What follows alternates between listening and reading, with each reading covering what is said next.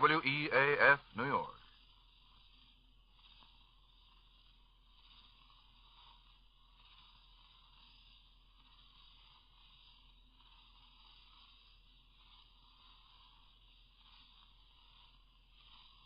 Ladies and gentlemen, again NBC interrupts its schedule for a brief pause, inviting its listeners to devote a very special prayer to our fighting forces.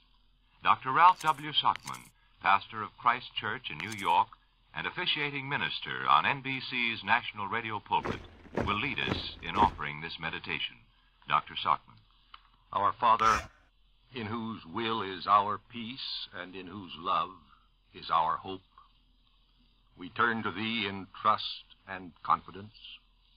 Bridge with our prayers these oceans which separate us from our loved ones, that they may feel us beside them in spirit. Fly with those who flash the darkened sky. Journey with those who sail the seas. Protect them in body and in spirit. Give strength, O God, to those who struggle, wisdom to those who lead, skill to those who heal, and comfort to those who mourn. And grant us all courage, whatever may come, and patience to wait and work for Thy will to achieve its victory through Jesus Christ our Lord. Amen. Thank you, Dr. Sockman. Good evening. This is Robert St. John speaking from the NBC newsroom in New York and bringing you the news of the world. Tonight, our News of the World program has been expanded to a full half hour without commercial announcements. A little later, we will bring you our own reporters speaking directly from 4 United Nations capitals, London, Moscow, Washington, and liberated Rome. But first, here is a quick 5-minute roundup of the invasion situation up to 7 p.m. Eastern War Time. On the beachheads of France, the first full day of battle is now over. And how has that battle gone? Well, we have the word of the men who are running the operation thus far. Things have gone better than they had expected. Let me quote them briefly. Supreme Headquarters says, initial landings succeed, fighting proceeds. Winston Churchill says that the enemy was surprised by our landings. The airborne troops are well established behind Nazi lines. The Allied forces have penetrated several miles inland. Losses have been far lighter than had been anticipated, and the operation is proceeding in a thoroughly satisfactory manner. President Roosevelt says the invasion of Europe is up to schedule. Air losses were light, only about 1%. Naval losses to mid-afternoon were only 2 destroyers and 1 escort vessel. Secretary of War Stimson, the invasion is going very nicely. General Monty Montgomery, the actual combat commander, says that he is pleased with the initial phase of the operation. Admiral King, Commander-in-Chief of the Fleet, puts it this way: the invasion is doing all right so far. The most encouraging word of all is that casualties, Allied casualties, have not been nearly as great as had been expected. Of course, our men still have to face the first counterattack of the enemy. The Nazis have fallen back. They're waiting to see whether this is the real thing or whether this is just one of many strikes at Europe. And the Luftwaffe is also waiting. Once Hermann Goering declared, invasion must be beaten off even if the Luftwaffe perishes. But today the Luftwaffe remains in hiding. One report says only 50 German planes were encountered. Our side put 11,000 fighters and bombers into the air. Perhaps Hitler and his field marshals are worried about additional surprises, which Winston Churchill told the world today the Nazis could expect. Hitler now has 2 active fronts, something he never wanted. One front in Italy, another front in France. And there are indications tonight, if you read between the lines, that a 3rd front is about to burst into violence. I wouldn't be surprised if, before the night is over, the Russian army opened its great offensive.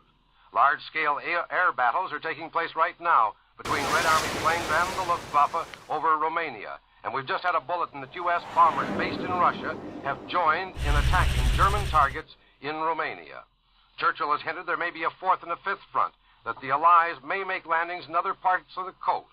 But the objective of today's big operation is the seizure of the entire Normandy Peninsula, that finger of land which sticks out into the Channel and comes just 90 miles from touching Britain. That is our first objective, but the real goal is Paris. Paris, which lies much less than 200 miles from where Allied soldiers are tonight dug in. And now we take you to the Invasion Center, to NBC in London.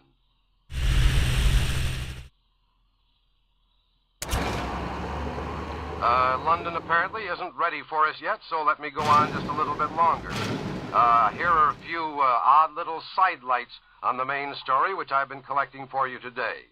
The invasion was postponed 24 hours because of weather. As the first Americans went ashore, the low-lying clouds were painted with dabs of purple.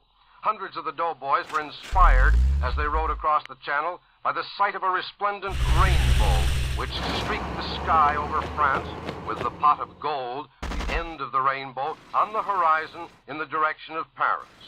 London tells us that the Allied Army of Liberation carried many a secret weapon into battle. Adolf Hitler right now is reported to be rushing across Europe toward the actual battlefront. And now to London.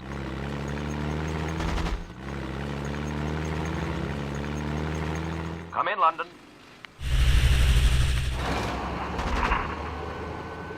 From the air today, there's been the almost universal expression of surprise at the relative feebleness of German resistance. There have been casualties, of course. Inevitably, in such an enterprise, ships are sunk, planes go whirling down in flames. Men are wounded and men die. But has been the occasional curious and pleasant experience in the Pacific in the war against the Japs. At almost every point when our great mailed fist is struck today, the Germans' European fortress has been relatively ill protected. One must repeat that word, relatively. A feeble striking force would have found the Nazis strong at every beach. Our enormous force, however, clearly has not yet encountered either the quantity, the quality, or the rigidity of the resistance it expected. The first vessels to move against the French coast were the minesweepers. The moon, of course, is full. At no hour of the night was visibility poor. Yet those vessels and the tensely, largely British crews who manned them moved ahead upon their dangerous errand almost unchallenged. They advanced across the luminous and choppy sea until their bottoms nearly scraped upon the foreshore of the European continent. The landing craft went through the path made for them with astonishingly light losses. That fact of such primary importance, a source of such tremendous relief, was confirmed late today from a top official source by NBC's own staff correspondent, Merrill Muller, who was attached during the opening phase of the invasion to Supreme Allied Headquarters, somewhere in England.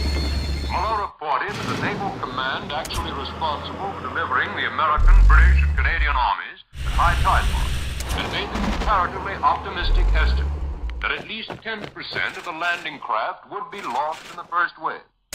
Actual losses were far below that figure.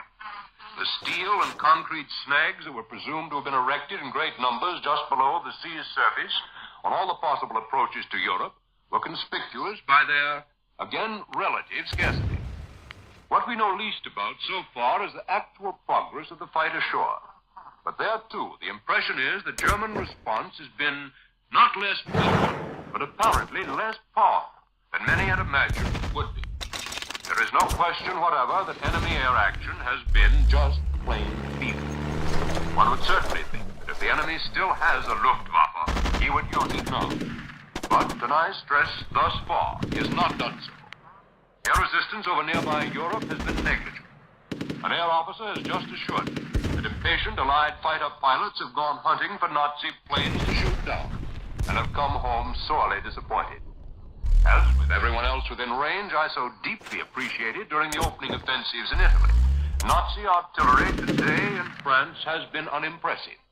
And by no means least of all, people of London and Southeast England, the long-threatened German super rocket guns that were allegedly capable of tossing giant explosive loads all the way to Piccadilly have not yet gone into action, though tapping wood is still in order. There are several explanations.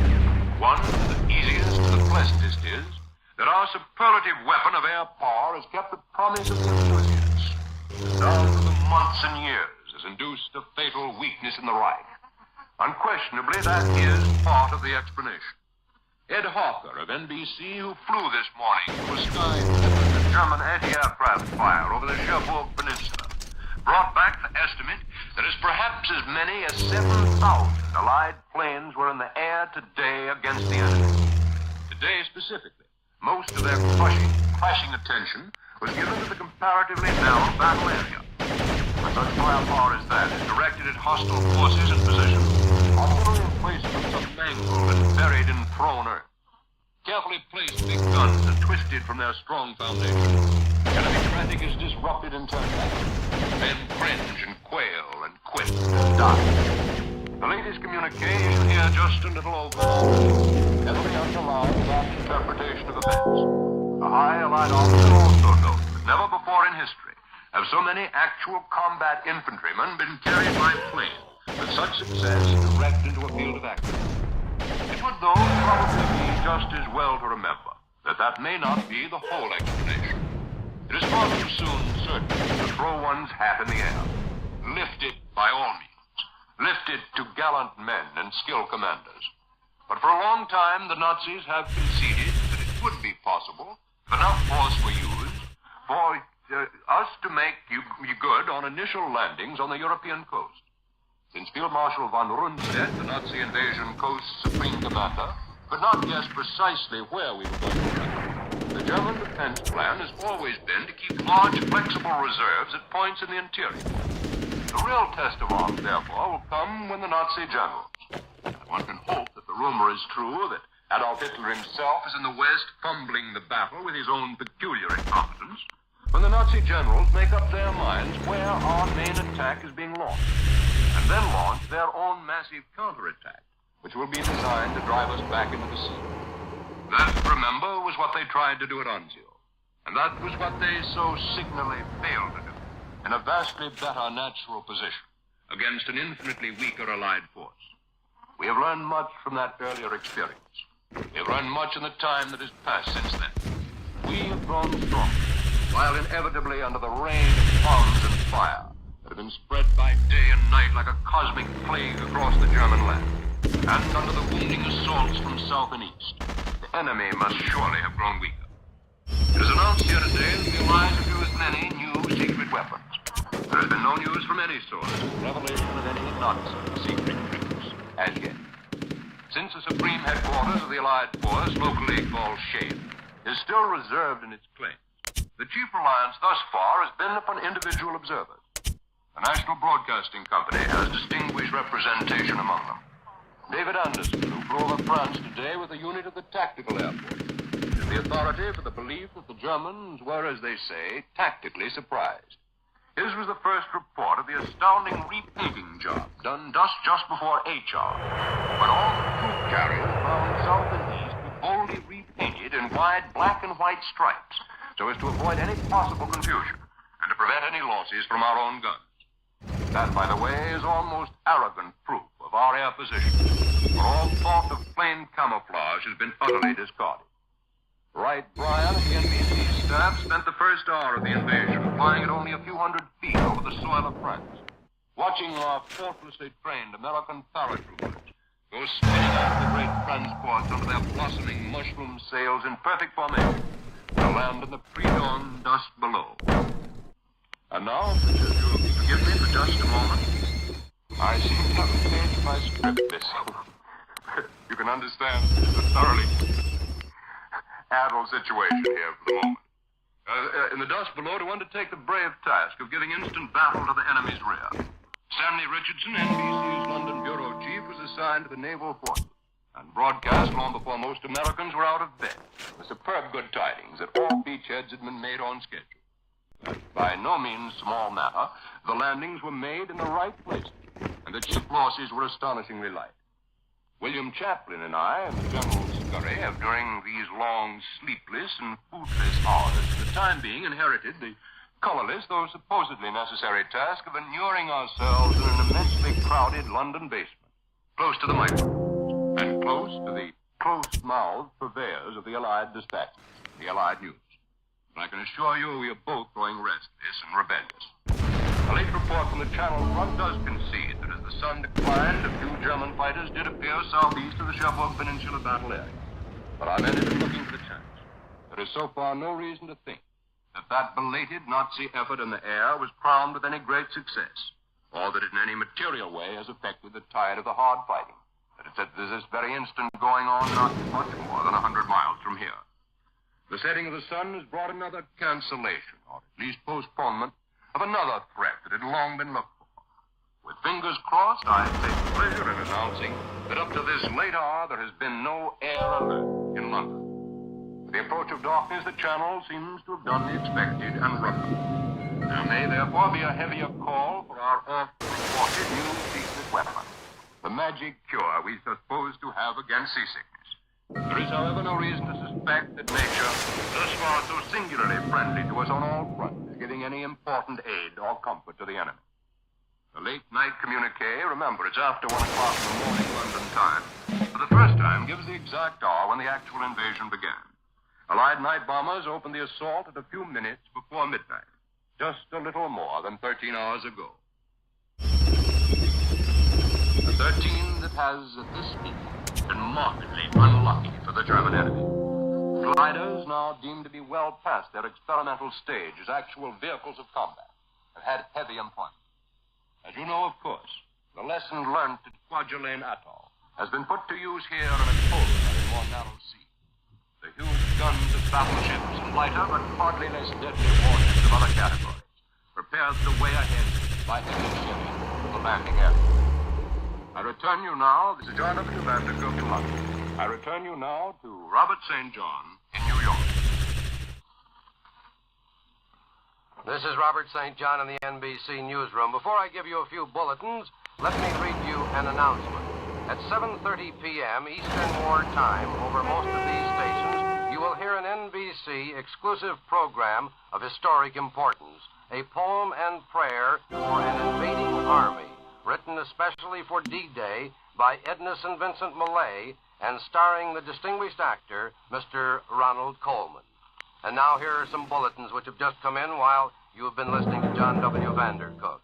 London hears from Stockholm that Adolf Hitler is expected to make a speech very soon from somewhere in the West as personal commander of anti-invasion operations. And here's another bulletin from London which says that Berlin Radio tonight declares that about 15 Allied cruisers and 50 or 60 Allied destroyers are standing by in the English Channel just off Le Havre, apparently awaiting orders to hit the coast. And the German DNB news agency reports tonight that Marshal Karl von Rundstedt and Marshal Erwin Rommel, the Nazi commanders in Western Europe, are now on the spot of developments. I suppose that means they're at the front. We have a story from London tonight about Nazi propaganda. Here is what the Nazi line has been today. Today, Nazi propaganda harped on the theme that the Germans are glad the final test has come in the West, and that they're confident of the outcome. Nazi radio commentators and Dr. Paul Goebbels himself acknowledged that this attack is no mere sham, and that the real test in France has finally come. The German propaganda minister spoke at a National Socialist Party meeting in a town which was very recently very heavily raided by Allied flyers. And he blustered this way. The enemy believes the situation in Germany to be the same as in 1918, but the enemy is mistaken. The ears of the Germans are shut against enemy propaganda and enemy slogan. The nerve campaign recently launched by the enemy in connection with the question of the invasion likewise failed to impress the German people.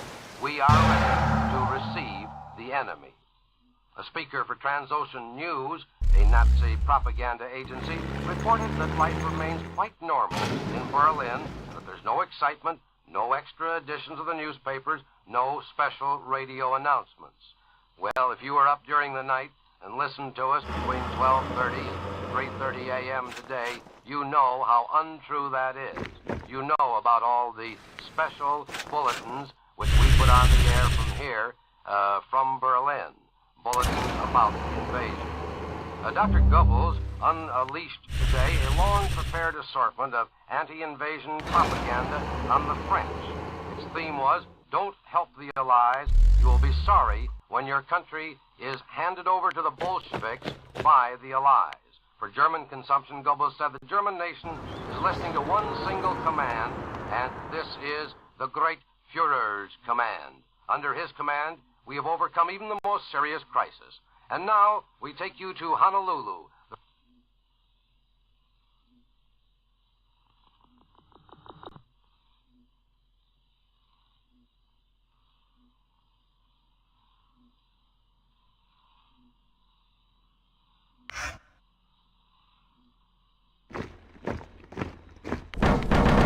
This is Robert McCormick in Honolulu.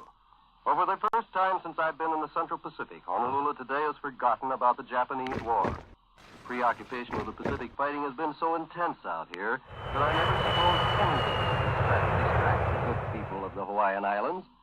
But the invasion of France has done the trick. Last night, the lights of Honolulu blazed away until dawn as Honolulu listened to NBC's magnificent coverage of the European invasion. The city was more brilliantly lighted than at any time since Pearl Harbor. Defense workers who have to get up at 5 in the morning to get to their jobs by 7 didn't even bother to go to bed. Yet those I saw going to work this morning seemed too excited to be tired. The pushing and shoving in the buses was no less vigorous than it is on a normal day.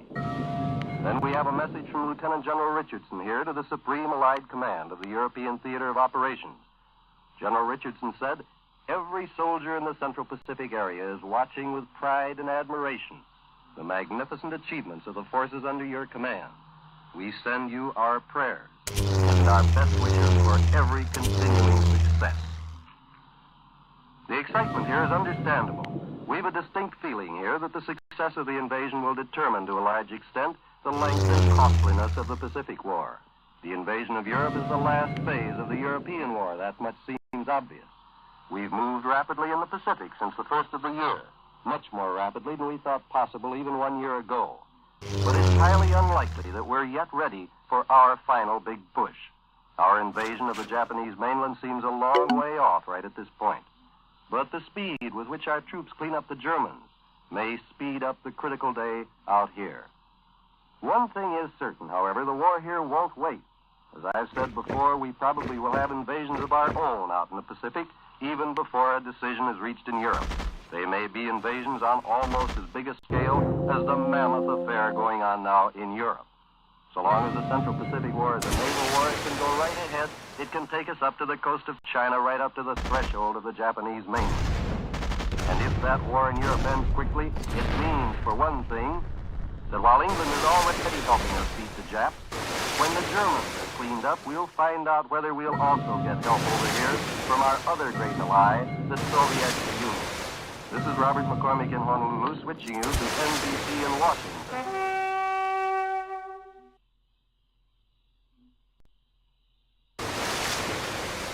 This is Morgan Beatty in our nation's capital. Now it can be told. The approximate date for the second front, the front that Joseph Stalin had wanted, was set in Tehran last December. President Roosevelt told us newsmen today as much of the story behind the story of invasion as he could. The second front was to come in late May or early June, the very first days of June at the latest. The weather played the most important role in setting D-Day. The English Channel, you know, is rough, too rough for landing craft until late in May. Mr. Roosevelt said the design of invasion satisfied Marshal Stalin completely. Reporters began tossing this point back to each day. There in his crowded White House office this afternoon, trying as we reporters always will to get all the answers you people want on the receiving end of the news. Mr. Roosevelt good-naturedly said our questions were becoming improper, and we knew it, but he was all smiles and no hard feelings. What pleased him most was the fact that the Allies had gained bridgeheads with a loss of only 2 destroyers and 1 landing ship tank. Our air losses were less than 1%. He didn't say what the beachhead losses were. The losses among the combat teams, that is, that first set foot on enemy shores. But clearly, those losses were not nearly as great as the Air Command had expected or counted on. Mr. Roosevelt sat up most of last night, you know, and so he was tired today, at least sleepy. But he's sticking on to 10 o'clock tonight, Eastern wartime, to lead the nation in prayer. The prayer he's been writing for several days. The text was released in advance so that you may join him in the service if you wish. The prayer is highlighted by a request for divine aid in the struggle to preserve our republic, our religion, and our civilization, and to set free a suffering humanity. The president told us in that Oval Office on the ground floor of the White House today that our great danger now is overconfidence. Overconfidence can, in his opinion, impede the war effort and impede war production. The war is not over, he said. This operation isn't over. Incidentally, Admiral Ernest King of the Navy had expressed the same thought earlier today at the White House in another interview, when he said that invasion was going all right so far. The Germans, obviously, as you've been given word already, are not ready to commit their service or their reserves of either neither air power or manpower as yet. They sacrificed bridgeheads to us to gain knowledge of our plans as they unfold. But neither is there any cause for lack of confidence in events to date. Confidence fairly radiating from every point in Washington where D-Day was planned and in part executed. But now, for a turn around the Washington scene, here is Richard Harkness to give you the feel of the Capitol on D-Day. Well, the president's attitude of calm, almost serene confidence is characteristic of the rest of Washington this D-Day evening. Secretary of War Henry Stimson, for instance, took time out only long enough to tell us newsmen that the invasion is going nicely, and then he went back to work. For General George C. Marshall, the chief of staff of our invading army, did not show up at his office in the Pentagon building until 7:30 o'clock this morning. General Marshall explained reasonably that he had done his work before the invasion. Well, Mrs. Roosevelt confessed that she, too, had known the invasion date in advance. And she says this is a day which has been hanging like a sword over our heads. But in itself, it isn't very important. Well, the diplomatic representatives here from our United Nations share our confidence of success. Lord Halifax, the tall, gaunt ambassador from Great Britain, says we all have complete confidence in General Eisenhower, his deputy commander, and complete confidence in our allied troops. The Russian ambassador, short, stocky Andrei Gromyko, adds this. What Hitler and his criminal clique have dreaded most has happened. Germany is now forced to carry on the war on two fronts. Well, Congress went about its business almost as usual this D-Day. The Senate and House began their sessions with a moment of silent prayer. The House Committee heard Sewell Avery, the chairman of Montgomery Ward, attack the National Labor Relations Board and the War Labor Board for seizing his plant in Chicago. Then the House, harking back to Pearl Harbor, want that both Kimmel and General Short brought up for court-martial within the next 3 months. Now, there are some officials here this invasion day still worried about the strike outlook. This D-Day finds some 14,000 workers still idle. The most important strike, perhaps, is the walkout in the Wright Aeronautical Plant at Lockland, Ohio. Well, that is the picture of Washington on this June 6th D-Day. Our war leaders calm and confident. The people in the Capitol running second. The Capitol spirit best described by President Roosevelt's decision to lead the nation in prayer by radio at 10 o'clock this evening. I return you now to Robert St. John in the NBC newsroom in New York. The wildest invasion celebrations in all the world today were probably those which took part in far-off China, removed by so many thousands of miles from the scene of the operations. The Chinese celebrated so enthusiastically because they figured that this means that the war in Europe will soon be over, and then British American forces can turn to the east and help finish off the Japanese. The people in Tokyo got news of the invasion from their own radio, but only the Berlin version of what was happening. In Russia, there were many happy, excited celebrations. And here's a bulletin. Supreme Headquarters says that well over 1,000 troop-carrying planes took part in the airborne phase of the invasion, and that the battleship Nevada is in action in the Channel, along with the cruisers Augusta and Tuscaloosa. I am sorry that we weren't able to get Rome and Moscow for you tonight, but that is the news of the world. We'll be back with you at frequent intervals, but now, this is Robert St. John saying goodbye. The National Broadcasting Company and its affiliated stations will bring you all the news of the invasion as rapidly as it is received. Ever since the first news of the invasion was received shortly after midnight and continuing throughout the early hours of the morning, most of the stations affiliated with the National Broadcasting Company have been bringing you news and commentary on the greatest invasion in the history of warfare. These stations will continue to serve you throughout the night so long as events warrant continuous broadcasting. This is the National Broadcasting Company.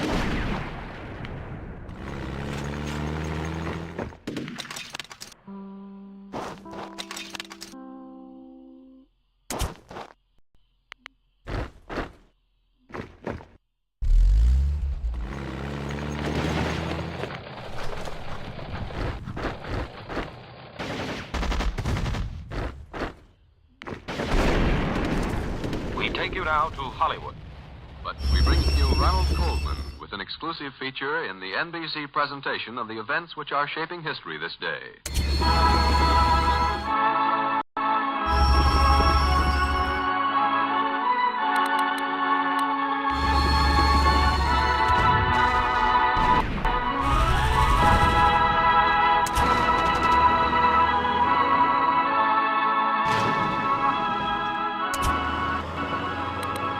Now, Mr. Coleman. Especially for this broadcast over NBC, Miss Edna St. Vincent Millay has written a poem and prayer for an invading army.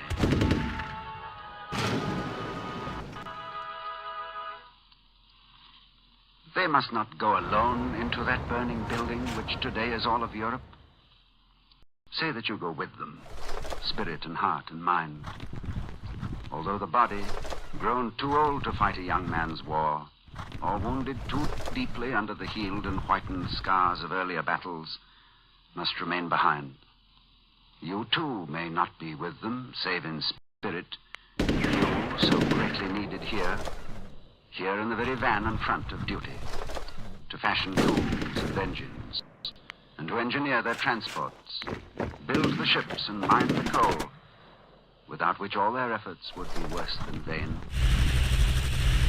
You, men and women working in the workshops, working on the farms, makers of tools and of engines, fitters of wings to metal birds which have not left the nest, which yet must try their flight, sowers of seed in season, and planters of little plants at intervals, on acres newly plowed and disked and harrowed to feed a starving world. You workers in the shipyards, building ships which crowd each other down the way, you miners of coal in dark and dangerous corridors, who see the sun total eclipse each morning, disappearing as you do under the earth's rim, not to emerge into the daylight until the day is over and the lights dim. All you, without whose constant effort and whose skill, without whose loyal and unfailing aid our men would stand stranded upon a foreign and a hostile shore, without so much as a stout stick to beat away death or pain. Bullets like angry hornets, buzzing round the ears and the bewildered brain. And from the sky again and yet again the downpour of heavy, evil, accurate, murderous rain. You who have stood behind them through this hour, move stronger behind them now. Let still the weary bones encase the indefatigable will. But how can men draw near so fierce a conflagration? Even here, across a gray and cold and foggy sea, its heat is felt. Why touch your cheek? Is it not hot and tight and dry? And look what light climbs up the eastern sky, and sinks and climbs again.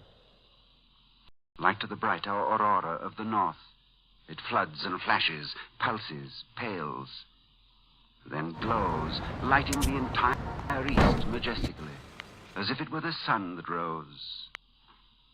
I wish it were. Surely our fiber and sinew, the backbone and brain of us, are made of some less common stuff than clay. Surely the blood which warms the veins of heroes at the front, our brothers and our sons, runs also in our own. And are we not then capable, perhaps, of something more courageous than we yet have shown?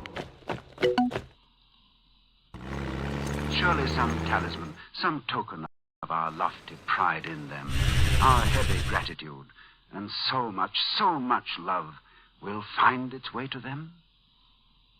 Some messenger, thicker than the angels of what we feel, will fly before them where they fly, before them and above, like patron goddesses in wars of old, cleaving with level, lovely brows the hard air before the eager prows, lighting their way with incandescent wings and winged heels. This is the hour. This is the appointed time.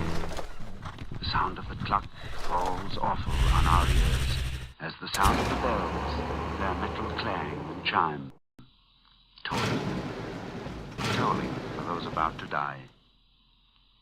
For we know well they will all come home to lie in summer on the beaches. And yet, weep not, you mothers of young men, their wives, their sweethearts, all who love them well. Fear not the tolling of the solemn bell. It does not prophesy, and it cannot tell. It only can record. And it records today the passing of a most uncivil age, which had its elegance, but lived too well and far, oh, far too long, and which on history's page found guilty of injustice and grave wrong. O thou Prince of Peace, this is a prayer for war. Yet not a war of man against his fellow man. Say rather, Lord, we do beseech thy guidance, thy help, in exorcising from the mind of man, where she has made her nest, a hideous and most fertile beast. And this to bring about with all dispatch, for look, where even now she would lie down again to whelp. Lord God of hosts, thou Lord of hosts, not alone of battling armies, Lord and King, but of the childlike heart as well, which longs to put away, oh, not the childish, but the adult, circuitous, and adroit, antique, and violent thing called war, and sing the beauties of this late to come, but oh, so lovely spring.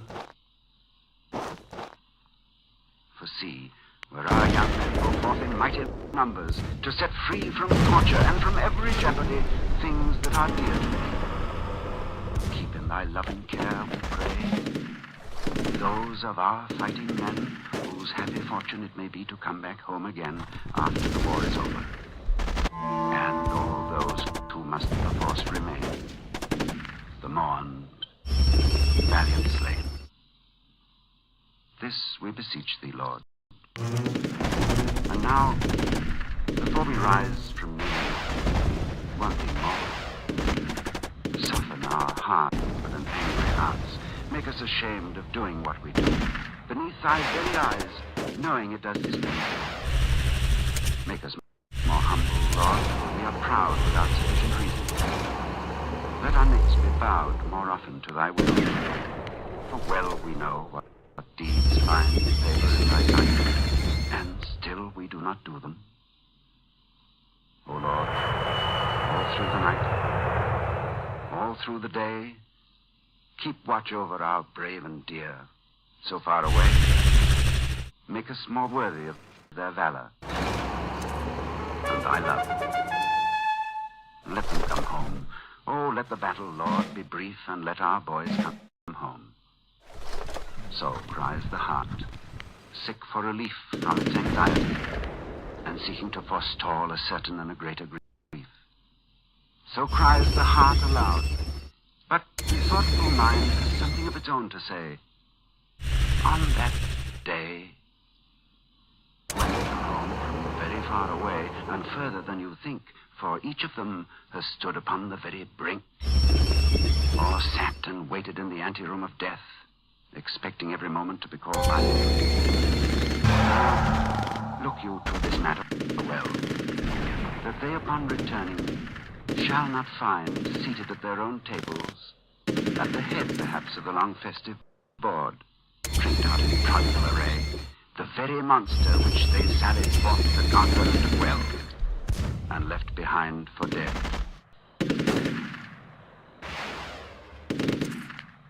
Let us forget such words and all they mean, as hatred, bitterness, rancor, greed, intolerance, bigotry.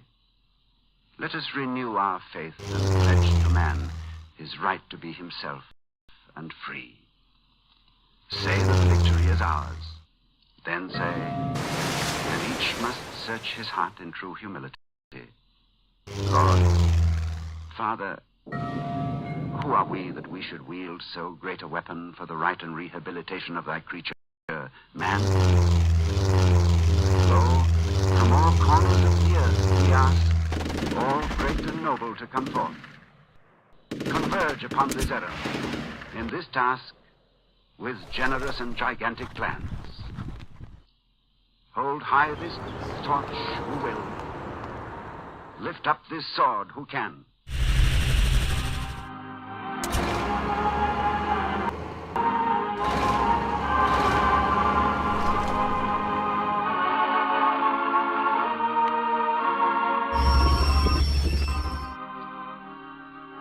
You have heard Ronald Colman in a poem and prayer for an invading army, written especially for this broadcast by Miss Edna St. Vincent Millay. This first reading of the poem was an exclusive feature in the NBC presentation of the world-shaking events of the day.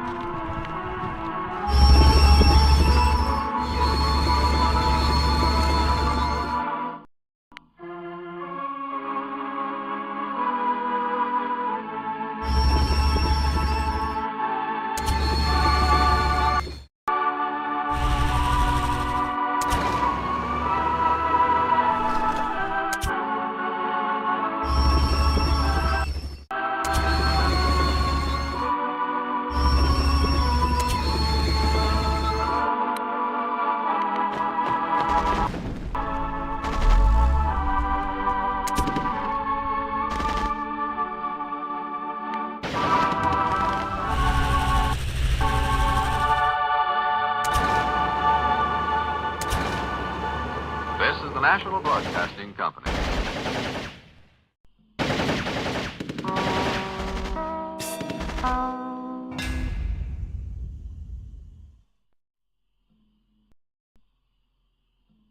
The greatest army in history is battering at Fortress Europe. In addition to special news broadcasts, NBC will bring you the latest bulletins as soon as received. Stay tuned to WEAF New York.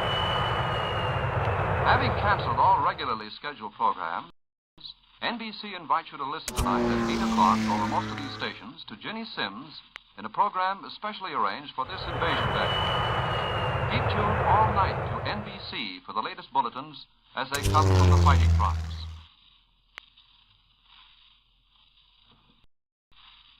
As part of its invasion coverage, the National Broadcasting Company presents H.V. Caldenborn with the news and his own analysis of today's momentous events. Mr. Caldenborn hopes in the course of tonight's program to call in London to interview Brigadier General Smythe, military correspondent of the Kensley newspaper chain. And now here is Mr. Caldenborn. Good evening, everybody. Unfortunately, we have just been advised from London that our two-way conversation with General Smythe cannot be set up for tonight. However, we hope to bring it to you tomorrow night and perhaps on other nights of the week when there will be something important to report from London. Supreme Allied Headquarters issued the first report on invasion progress shortly after 2 o'clock tonight. The official Allied communique says Allied forces succeeded in their initial landing. Fighting continues. This means, so far, invasion is successful. Our first objectives were achieved. Losses were low. Allied assault forces met little opposition in the channel or in the air. German coast defenses were weaker than we expected. The British Air Force reveals tonight that since May 7th, our planes of hammock concrete casemates. Those stored up on the invasion coast, they have not proved effective. There are indications that tactical surprise has been attained by us at many points.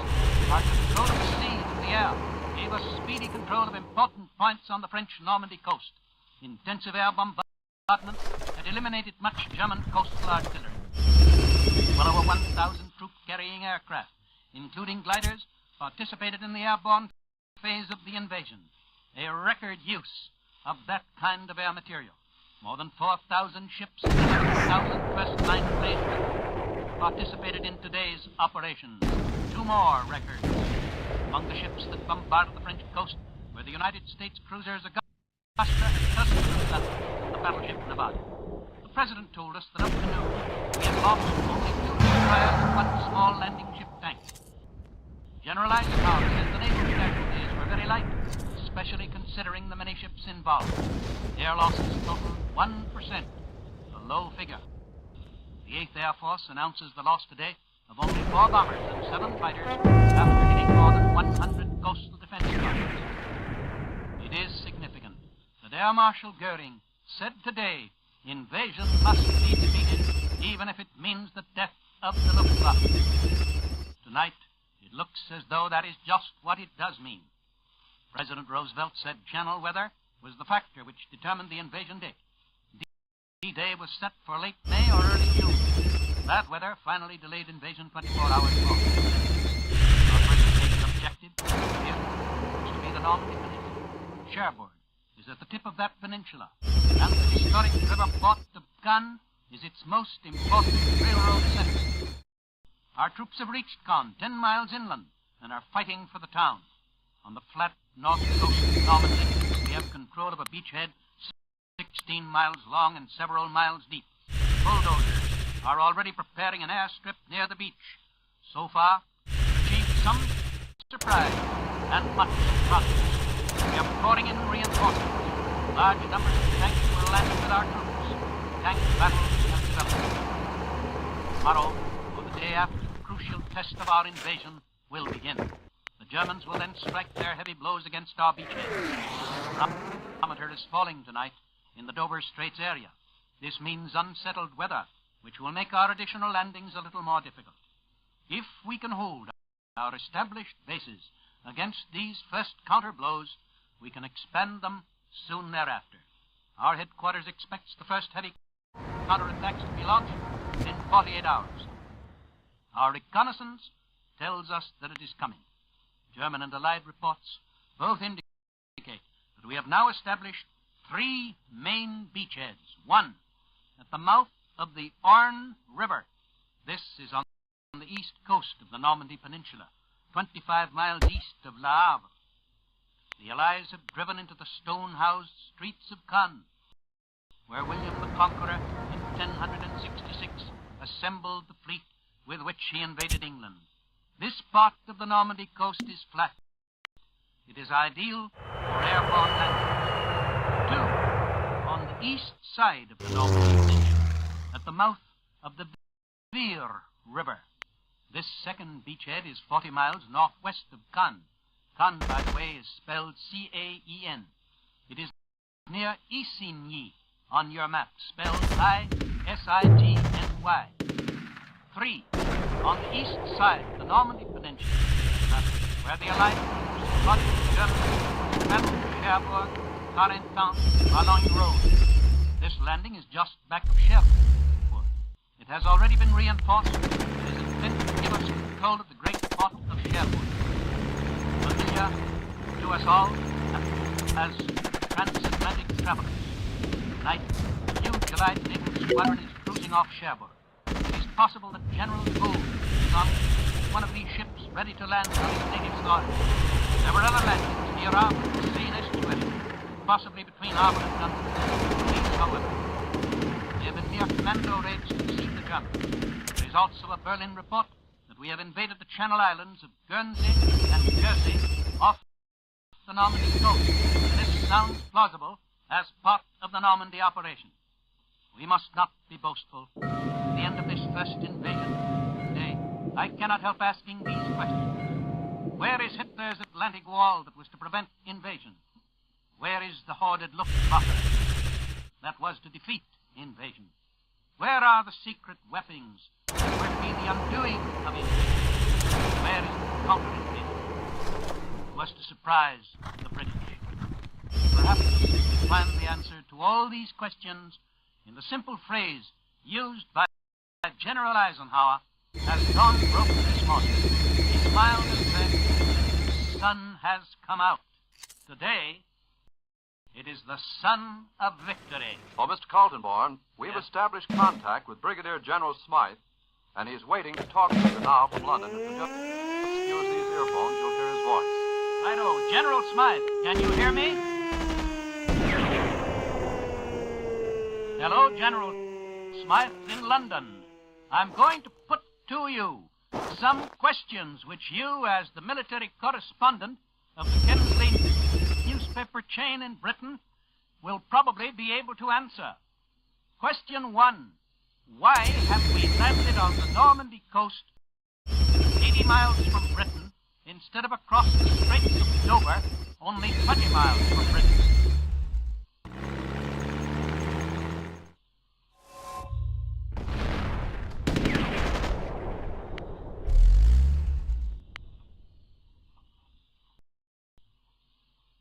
If you will be patient, I think the General has heard us.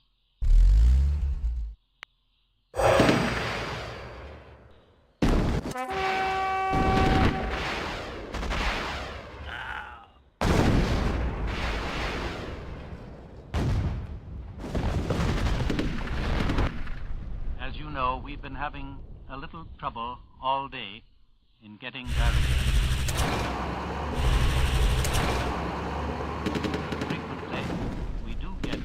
After a moment's delay.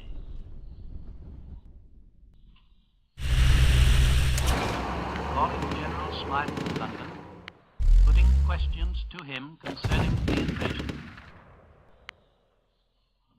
Just before the broadcast began, we were told we couldn't get through. Then, shortly after I went on the air, we were told that we could get through. Now, we've tried, and it seems that we cannot get through. Well, we'll try it again tomorrow night. In any case, you'll be interested in the questions that I wanted to ask this this British general. And the first question is, why have we landed on the Normandy coast, 80 miles from Britain, instead of across the Straits of Dover, only 20 miles from Britain? My guess is that he would answer that the Germans had expected us across the Dover Straits, had made their strongest defense preparations in that area, had not expected us to land on the coast of Normandy, therefore were not as well prepared for us there as they were opposite Dover. My second question, what do you consider the outstanding achievements so far registered by our invasion forces? Well, if I were General Smythe, which I am not, I would probably say that the outstanding achievement is to make the landing successfully with very low losses. To have succeeded in placing troops on 3 points of Normandy at a negligible loss in naval vessels, at only a 1% loss in aircraft. In other words, what was the hardest phase of the invasion is accomplished on the first day with relatively minor losses. And my third question, is this our greatest single effort, or are we still capable of making landings in equal force at other points on the invasion coasts of Europe? I should answer my own question by saying the number of troops that we have landed so far is negligible compared to the number that we have available, and we will be able to make other invasion efforts at other points. For the first time since the war began, the Allies are waiting for the creation of a second front by Russia.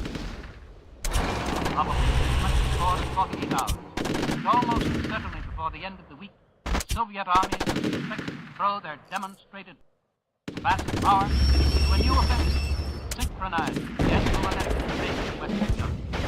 Joint Allied operations driving against Germany from both east and west was worked out clear on the continent. The plan is to knock Germany out of the war this year by a many-sided offensive. Soviet artillery on the lower Dniester front is already stepping up the tempo of its barrage. Huge Soviet forces have completed regrouping operations in that area and are believed ready to strike. Russia today has close to 300 and 5 million frontline fighters ready to strike a decisive blow against the common enemy. Thousands of planes and tanks and trucks and cavalry are standing alert along the vast Russian front.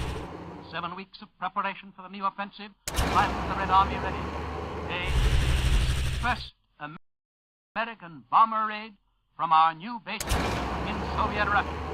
They showered tons of explosives on Garat, Romania, and then returned to their Russian bases. They are ready to play their part in Russia's forthcoming offensive. The Germans expect a Russian blow on their southern flank.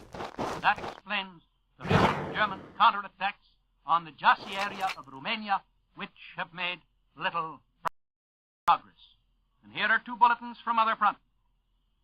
The United Nations radio at Algiers says that Allied armored forces were already at a point about 9 miles beyond the Tiber River, and that the Germans were falling back in some disorder to the north and west of Rome. Let us not forget the tremendous importance of the Italian front, our great victory in the conquest of Rome, and now our successful pursuit of the defeated German armies. And MacArthur's headquarters, down in the southwest Pacific, says that American invasion troops on Biak Island, off New Guinea, have now battled to within 1.5 miles of Makmar Airfield, so that there, too, we are about to achieve an important victory in securing control of this airfield within only 900 miles of the Philippine Islands. On this day, as we look over the war effort of the United Nations, climaxed by the great invasion, so well launched, we cannot help but feel thankful that fate has given us this opportunity to play this great role in this world drama. And every church in New York City, and I am told in almost every city in the land, filled with devout Americans who pray to God, Lord, troopers may safely accomplish their great mission. Rarely have the churches held from so devout, so reverent, so eager to supplicate God for his merciful in this great struggle of all time. 10 o'clock tonight, the President of the United States will voice that same prayer in the hearts of all our people. Good night. Good night, Mr. Caldenborn. As part of its invasion coverage, the National Broadcasting Company has presented H.C. Caldenborn, Dean of American News Commentators, with the news and his own analysis of today's momentous events. This is the National Broadcasting Company.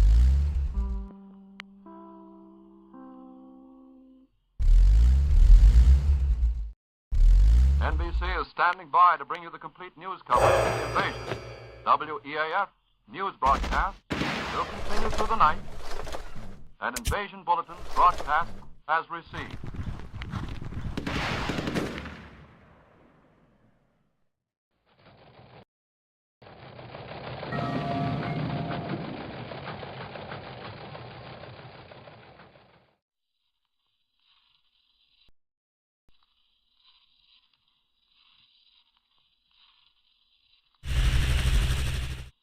WEAF, New York.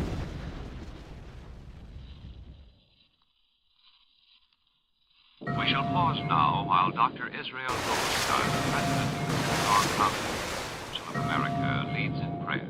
Dr. Goldstein. Lord of hosts, girded for battle against the blasphemers of thy name, a mighty host of free men are resolved to crush oppression. Today, as our sons and the sons of our allies enter upon the final act in the drama of liberation, our prayers go with them. Anxiety mingled with pride fills our hearts. We know the cost may be heavy, but we shrink not, for the future of our children's children is at stake. Arise, O Lord, and let thine enemies be scattered. Then speed the dawn of peace, O Father of mercy. May the reign of evil go up as the smoke, and thou alone rule supreme over a family of nations dwelling in security and in concord, with none to make them afraid. Amen. Thank you, Dr. Goldstein. We take you now to Hollywood. Continuing with NBC's coverage of D-Day, the following program will be interrupted without delay in the event there is any late invasion. Ladies and gentlemen, Miss Jenny Sims. Mothers and fathers of America, I know what is in your heart tonight. Tonight is falling on the greatest day in the history of all free people, D-Day, Tuesday, June 6, 1944. At dawn this morning, the Supreme Commander of our Allied invasion forces uttered two words. Two words that put an end to months of torturous waiting, months of not knowing. Those two fateful words were, "Let's go." And with those two all-important words went millions of mighty cheers, many unknown fears, and many unshed tears. But your sons, your loved ones, didn't wait to wonder or be afraid. They sailed this morning to free the world forever of oppression. They'd waited long enough for D-Day, and now they're firmly moving forward to another day, V-Day, the day of victory. With our strongest prayers and our deepest faith in the eternal freedom that will soon rule the world, we must stand behind those men who marched this morning. As this most fateful day in history draws to a close, we must look forward to that V-Day when our loved ones will come home to stay. In each prayer, let us ask God to speed the day that they'll return to the land they love. And we all must have faith, and our prayers will be answered. Tonight, as a cloak of darkness falls over our brave fighting men, we wonder what they're thinking. We know they're tired. We know they've done a great job today, and are going to carry on that job tonight for the days to come. We wonder if they're thinking of us, or as we're thinking of them. Are they perhaps dreaming of the things they're fighting for? The baseball park on Saturday afternoon, the girl they left behind. We know they're dreaming of the day when they can come back to the things they love. Tonight, we know that they'd like us to sing songs that tell of those things. I know they'd want us to keep singing, for that's one of the things they're fighting for. So, let's sing a song about V-Day.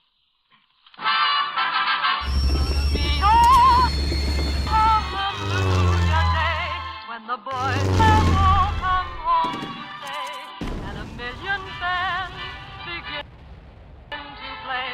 We'll be dancing the victory polka, and when we've lit the torch of liberty in each blacked out land across the sea, when a man can proudly say, I'm free, we'll be dancing the victory polka, and we will give a mighty cheer when the ration book is just a souvenir, and we'll heave a mighty sigh when each gal can kiss the boy she kissed goodbye, and they'll come marching down Fifth Avenue, the United Nations in review, when this lovely and all come through, we'll be dancing the victory polka. Dance, dance, dance the victory polka. Join, join, join the merry throng. Sing, sing, sing the victory polka. Raise your voices loud and strong, and they'll come marching down Fifth Avenue, the United lovely dream has all come true. We'll be dancing the victory polka.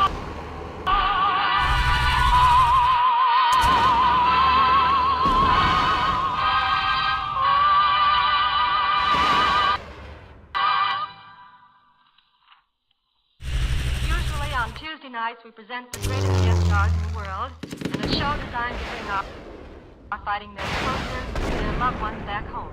Well, this Tuesday night on D-Day, the greatest guest stars in the world are in mortal combat on the coast of France. They're putting on a show that's never been past. They have an audience as big as the world, an audience that is cheering them on to the final curtain, the curtain that will signify the end of Nazi tyranny, the end of bloodshed and tyranny. But one of the great guest stars we plan to present tonight has a message that we feel should be sent. And if our program here tonight can bring loved ones closer together in this hour of grim expectancy, then we'll be that much happier. We'd like you to meet a wounded American soldier that I met at the Attorney General Hospital this week who has something to say about the invasion. His name is Corporal Joe Samatoik of the United States Army.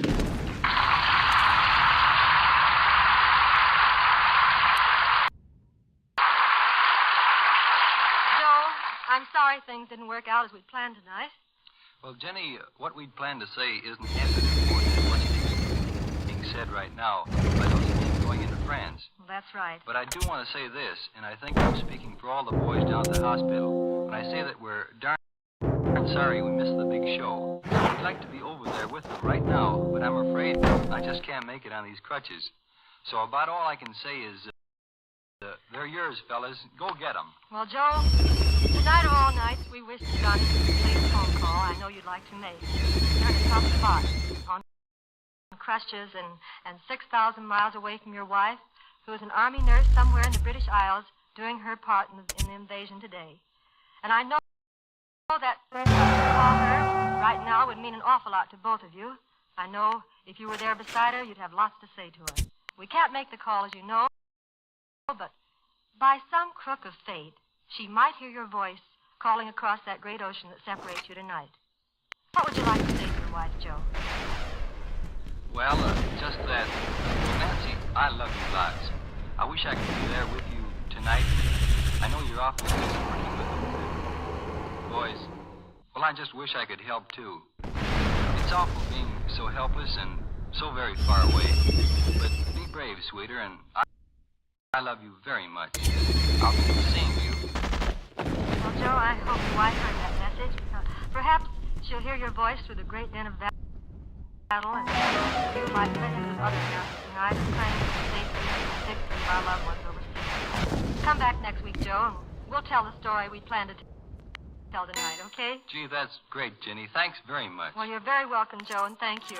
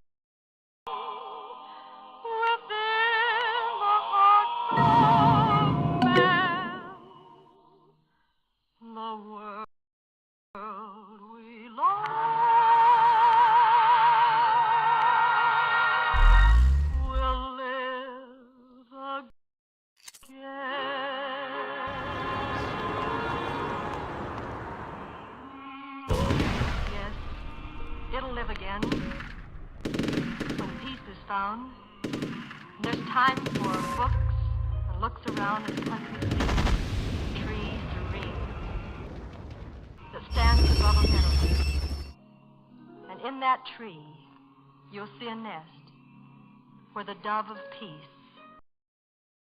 has come to rest.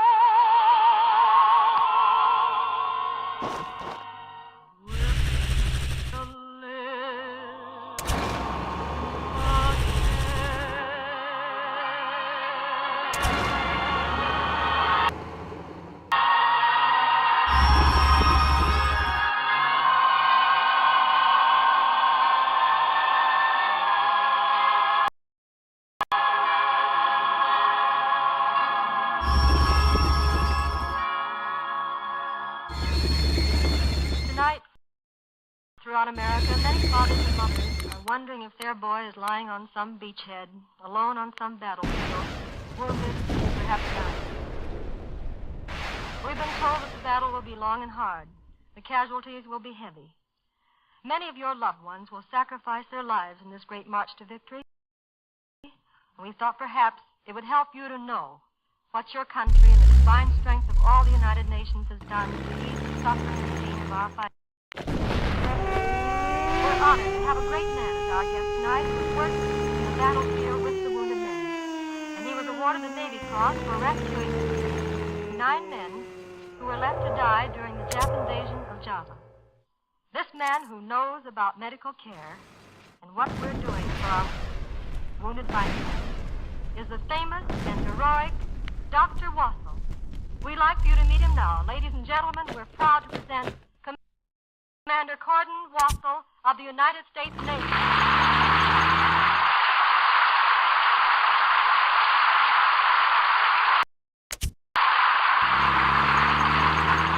Commander Wassel, what can you tell the mothers and fathers and families about the preparations made to take care of our wounded in this invasion? The Army and the Navy, the Marines and the Seabees, with the Air Corps, have the best doctors and surgeons that America can produce. These men are leaders in the medical world. Such units come from Johns Hopkins, Mayo, Massachusetts General, Washington Medical College, St. Louis, and many others, too numerous to name. Then, we also have in this Corps your own hometown doctors. We have assisting them in the Navy, the medical corpsmen. In the Army, the medical orderlies. These men have been trained not only in medical care, but in the evacuation of wounded to a center that is staffed by the best physicians and surgeons in the world. Well, what about medical supplies, Dr. Wassel? During my evacuation of the wounded of the Marblehead to Houston, there was never a time that I did not have sufficient medical supplies and assistance to care for these wounded that I had charge of. That was early in the war. Today, our medical supplies are 10 times as complete. Every drug, medicine, and instrument known to the medical science is at the disposal of the Allied invasion force. There's one point I would like to make especially at this time. What's that, Dr. Wassel? It's blood plasma. Take 10 men on the battlefield. The orderly or corpsman hasn't the knowledge that the doctor has, and he perhaps rightfully gives blood to those that do not especially need it. You might call that a waste, but it is not. To combat shock, the blood has to be given before shock sets in. And the orderly and corpsman rightfully give it to all of them. Out of 10, perhaps 4 or 5 did not especially need it. But an ounce of prevention there is worth a pound of cure. So we need large supplies to back up our men. Make your date today and give your blood. I've given mine since I've been back. Dr. Wassel, how rapidly are wounded men being treated in this invasion? Can you tell us about it? Even in the dispatches today, I noted that wounded men are being transported back to England, where I know they're getting the best care that can be given. They do not wait 4 or 5 days now, but get the men into a base hospital within the 24 hours. That's why our casualties will be lower than in previous wars. They work right on the field, too, don't they? Yes, our doctors on the field with the corpsmen and medical orderlies administer first aid, which cares for shock, pain, and protection of wounds. These people are immediately sent to a base hospital. In the invasion armada are swarms of medical ships, large and small, carrying supplies to the front and bringing the wounded back immediately to safety. They're equipped to take care of the wounded right there, complete with doctors, surgery, and nurses. The smaller invasion boats that take supplies and men over immediately return with the wounded. No time is lost in taking care of the wounded. Dr. Wassel, such news from a man like you should assure mothers and fathers and families in America tonight that their sons are being well taken care of on the field of battle. The battle has just begun. The hardest fighting is yet to come. Many men will be injured, but to all listening in, please remember that our fighting men have the best of everything in the way of medical care. I know because I have not only worked with wounded men in the battlefield, but I have received that care myself, so don't worry. Your son is out there fighting with his life, but he won't have to fight for it. Good night. Well, thank you, Commander Cordenwasser. We're very honored and proud to have you with us tonight.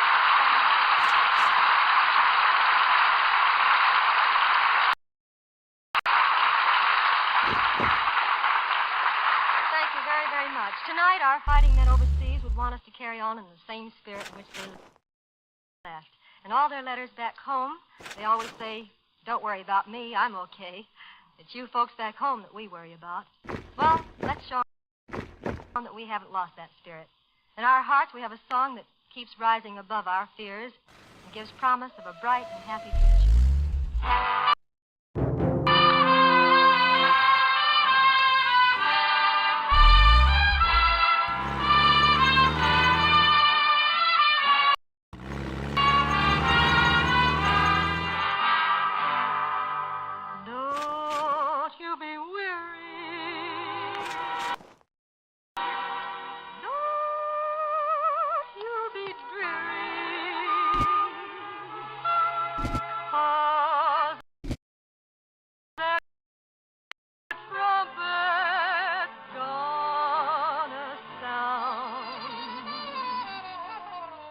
Just keep your eyes peeled and keep your lips sealed.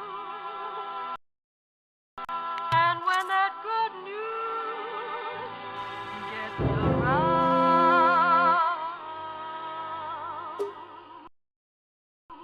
there'll be a jubilee. There'll be a jubilee. Jubilee upon that happy day. Sister, you're my man too. Your man, my man too. Your man and my man too will be coming home to stay. Great day in the morning when that peaceful sun will be dawning. Oh, say, what a gay time, why the night will seem just like daytime. Sisters, there'll be jubilee, happiness for you and me. There'll be a jubilee upon that happy day. There'll be a great day, what a great day.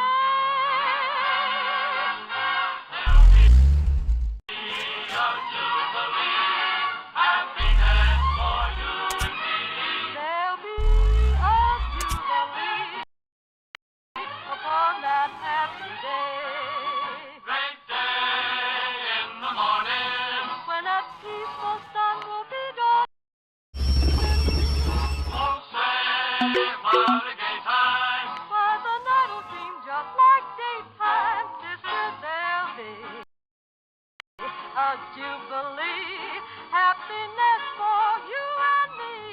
There'll be a jubilee. Great day coming, the great day coming. When there's gonna be a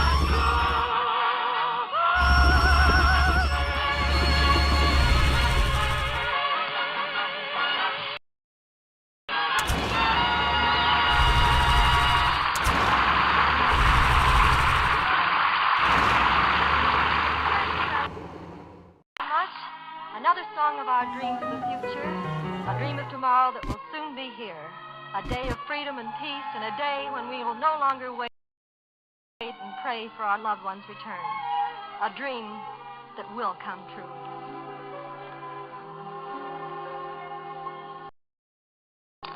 In my dream of tomorrow, there's a bright, sunny day. I see Tom, Bill, and Johnny marching home now to stay. There are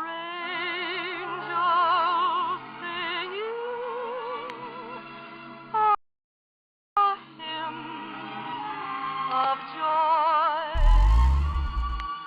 Church bells ringing as girls meet boys.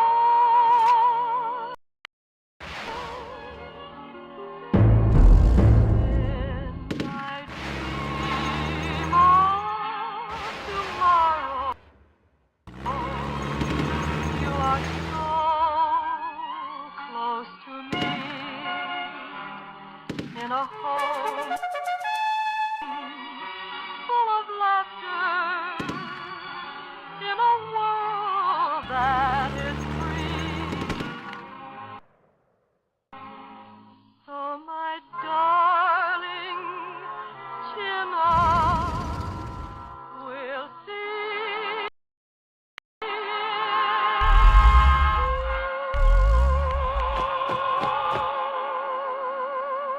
Till my dream of tomorrow comes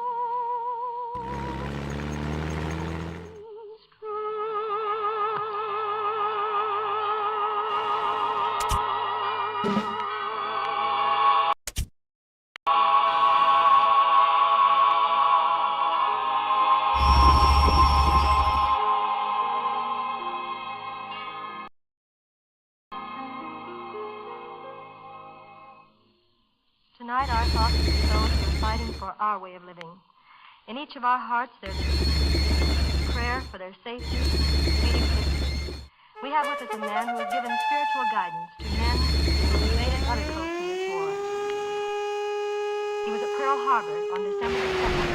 He has seen men go into battle, and he was there beside them to offer words of comfort and courage. Tonight, he has a message of faith and hope on this first day of the Allied invasion of Europe. Ladies and gentlemen, may I present Chaplain Walter Peck of the United States Navy. It is fitting and proper that in the midst of the confusion and excitement of D-Day, we pause to consider not only the military significance of the day, but the spiritual significance. We all want to win. And we all want safety for our men, the men of America, and the daughters of America. We speak of prayers for D-Day. I'd like to suggest to you prayers for every day. For this fight shall last many days, and men shall pour out their lives on bloody fields and aboard ships, that Old Glory may wave, and a decent and proper chance for life. The efficacy of any prayer is the sincerity with which we offer it, and our own worthiness and faith, which will evaluate every utterance we make. America is fighting for her life. She stands to lose her own soul. It is up to us. They who shall pass shall not have died in vain. Now, with those thoughts, may we all of us bow in prayer. God of our fathers, known of old, Lord of our far-flung battle line, we pray for victory, not simply a victory of arms, but a victory which is thine, a victory of righteousness. We pray for the security of our sons and daughters. We acknowledge thy sovereignty, that all we do with thee. Keep the people of America that they may give of themselves as their sons are giving at this very moment. May the mantle of thy Spirit be on our men. Thy blessing on those who must die. Thy courage in the heart for all here and for all there. Into thy hands we commit our men and our nation. Amen.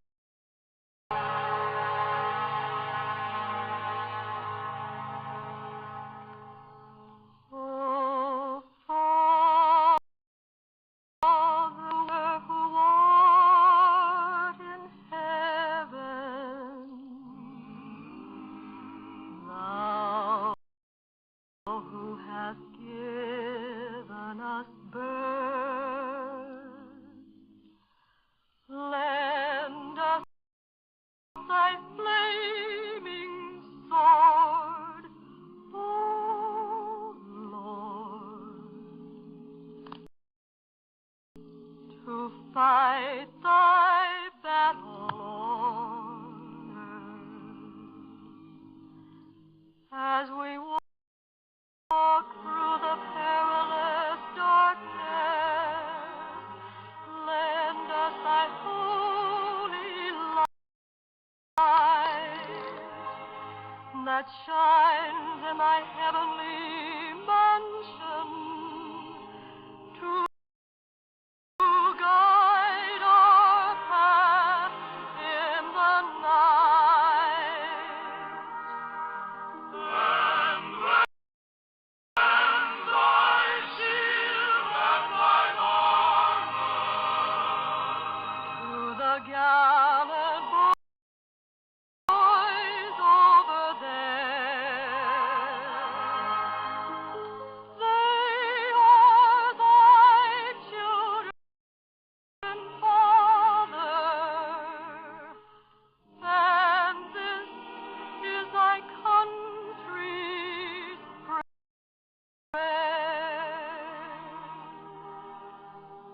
That soon may the forces of evil fall at last on their knees, with the flag of thy kingdom of heaven flying high in the breeze.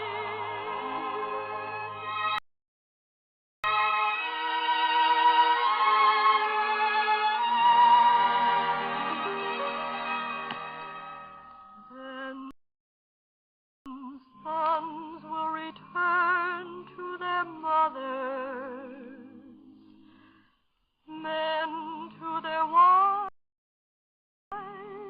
and then this earth will be like heaven.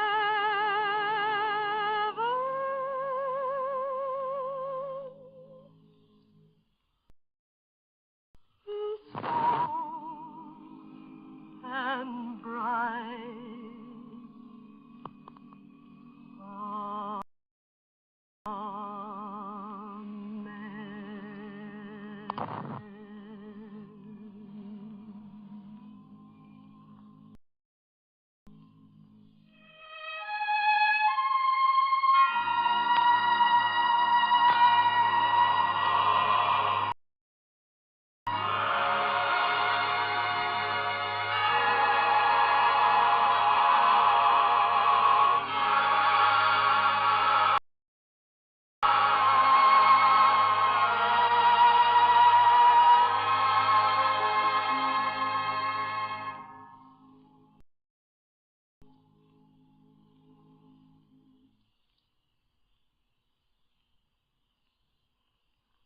This is the National Broadcasting Company.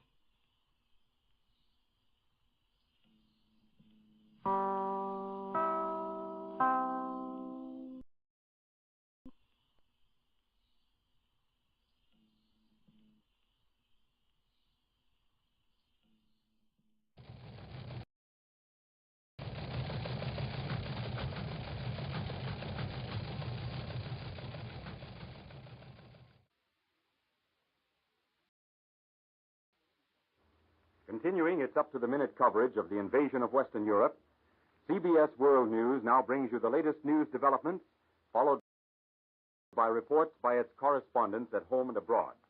First, for the latest news dispatches, here is John Daly. Here is what we know officially about the progress of the invasion of Europe at this moment. The second communique from Supreme Allied Headquarters, issued early this evening Eastern wartime, told us that our forces succeeded in their initial landings and that fighting continues. Our landings were effected under cover of a heavy air and naval bombardment. We know officially that our naval casualties were light, much lighter than expected. President Roosevelt told his radio and press conference that up to noon today, Eastern wartime, United States naval losses were 2 destroyers and 1 landing ship for tanks. Two rear admirals of the United States Navy were aboard cruisers which took part in the naval bombardment which preceded the landings. Rear Admiral Allen Goodrich Kirk, commander of one of the task forces, watched the operations from his flagship, the cruiser Augusta, and Rear Admiral Morton L. Dale was in command of the cruiser Tuscaloosa. The American battleship Nevada paced the 4,000 Allied ships that made up the striking armada. We know officially, too, that more than 1,000 troop-carrying planes and gliders dropped Allied paratroopers and other airborne troops behind the German lines in France. The airborne phase of the operations met with what the Allied High Command described as unexpected success, and Prime Minister Churchill told the House of Commons earlier in the day that our parachute troops seized a number of vital bridges before the Germans had time to blow them up. Churchill gave the only official Allied indication of just where our troops landed and how far they have advanced. He announced that Allied invasion spearheads have penetrated the railroad town of Caen, 9.5 miles inland. But reports from the Germans indicate tonight that Allied forces have pushed inland from 7.5 to 10 miles at key points along a 60-mile front, and the British radio said we're 13 miles inland at one point north of Caen. While the official reports are heartening, but meager in detail, we do know from the reports of correspondents and Allied pilots who flew over the battle area that our progress appears to be good in every area. We know, too, that there have been no German counterattacks up to this time, although such attacks are expected momentarily. At 8 p.m. Eastern Wartime, the German-controlled Paris radio said that an important American-British naval squadron was cruising off Cherbourg. CBS correspondent Charles Collingwood reports that we have already taken some German prisoners. He saw them line up at the end of one of our beachheads. At the same time, the first wounded men from the invasion front have landed back in England. And about them, we have this report. Despite their wounds, many were cheerful and smiling. To round out the unofficial reports on the invasion, the London Daily Mail says in a dispatch from Stockholm that Adolf Hitler is expected to make a speech soon from somewhere in the West, where he is said to be in personal command of the anti-invasion operations. And that's the best news we've had today, considering his record to date as a commander of the German forces in the field. Now a picture of American fighting men and how they react in battle by one who has seen them in action. Here is Columbia's war reporter, Quentin Reynolds. I know nothing about the master strategy of war, and it would be presumptuous for me to try to guess what will happen tomorrow or the next day. And I have no idea at all as to the final outcome of this most daring of all military operations. But I do know G.I. Joe. I saw him in action in Sicily and at Salerno, and I know his reactions. I know his hopes and his fears. I know that he has been looking forward eagerly to this test, just as he once looked forward to playing in a big high school football game. Oh, he was a bit nervous about it, but he knew that once it began, his nervousness would leave. It was tough for G.I. Joe crossing the channel last night, because he knew there were enemy minefields that had to be crossed. Then, sitting there on the deck of a ship, he had nothing to do. Nothing to do but think. There was a chaplain on every large ship in the invasion armada. Chaplains learned during the Sicilian invasion, during the Salerno operation, at Anzio, that G.I. Joe doesn't want any sermons preached to him just before he goes into battle. He wants a pat on the back. Sometimes he wants to talk, to unburden himself. That's what G.I. Joe did last night. Just got to talking with the Padre. And it didn't matter much what faith the Padre belonged to. All chaplains wear the same uniforms, and there is only one God at the front. Then the invasion fleet neared the enemy coast. Now G.I. Joe tightened up. He examined his M3 submachine gun carefully, took it apart, put it together, fingered his clips of ammunition. He kept telling himself that he wasn't afraid. Tolstoy once said in War and Peace, every soldier is afraid that he will be weak at the decisive moment. Tolstoy was right. G.I. Joe felt that way. Well, they got near the enemy coast, and his nervousness increased. Maybe he lit a cigarette, and then tossed it to the deck hurriedly when an officer called sharply, "Put that out." And then it was H hour. He was tumbling over the side into a waiting LCI. He had to steady himself because there was a slight swell, and he grinned weakly at his pals, indistinct in the thin dawn. They all felt as it was like that at high school just before the kickoff. Then the boat started towards shore. There wasn't much opposition as they went toward the shore. The boat grounded a few feet from the beach, and G.I. Joe hopped out, keeping his gun high over his head, adjusting his steel helmet. The German mortars and machine gun fire opened up. He heard the bullets whistling past, and he ducked instinctively. Then he laughed sheepishly. There are no foxholes in the English Channel. He surged forward, and the cold water acted as a bracer. Then he hit land. Sappers attached to his company dashed ahead to be sure there were no mines. Now suddenly the nervousness left G.I. Joe. He looked coolly ahead, and when he saw a flash, he automatically lifted his Tommy gun and sprayed a clip of bullets toward it. Now his long training told. He did things, the right things, instinctively. He avoided booby traps and mines.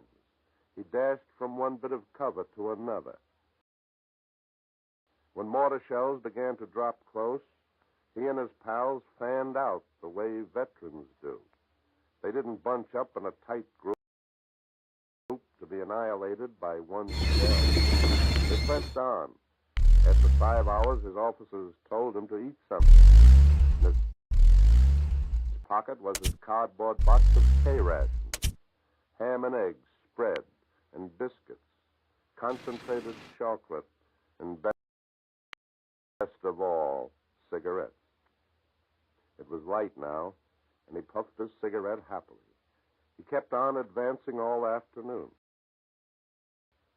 Just before darkness blanketed France, mess orderlies came up with cans of sea rations. G.I. Joe had to eat them cold, but that was all right.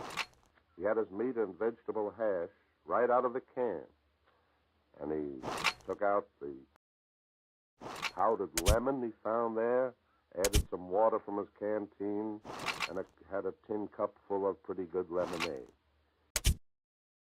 He munched a piece of chocolate. He had a smoke. And he felt it was good. A message had come through from General Montgomery. You know why.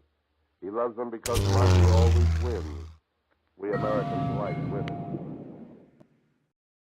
G.I. Joe kidded with his pals about Monty's message. He promised them that he would have a hot meal in the morning, cooked by his own field kitchen,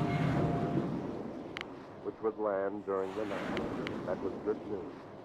G.I. Joe grinned and said casually to the pal next to him, it wasn't so tough after all, was it?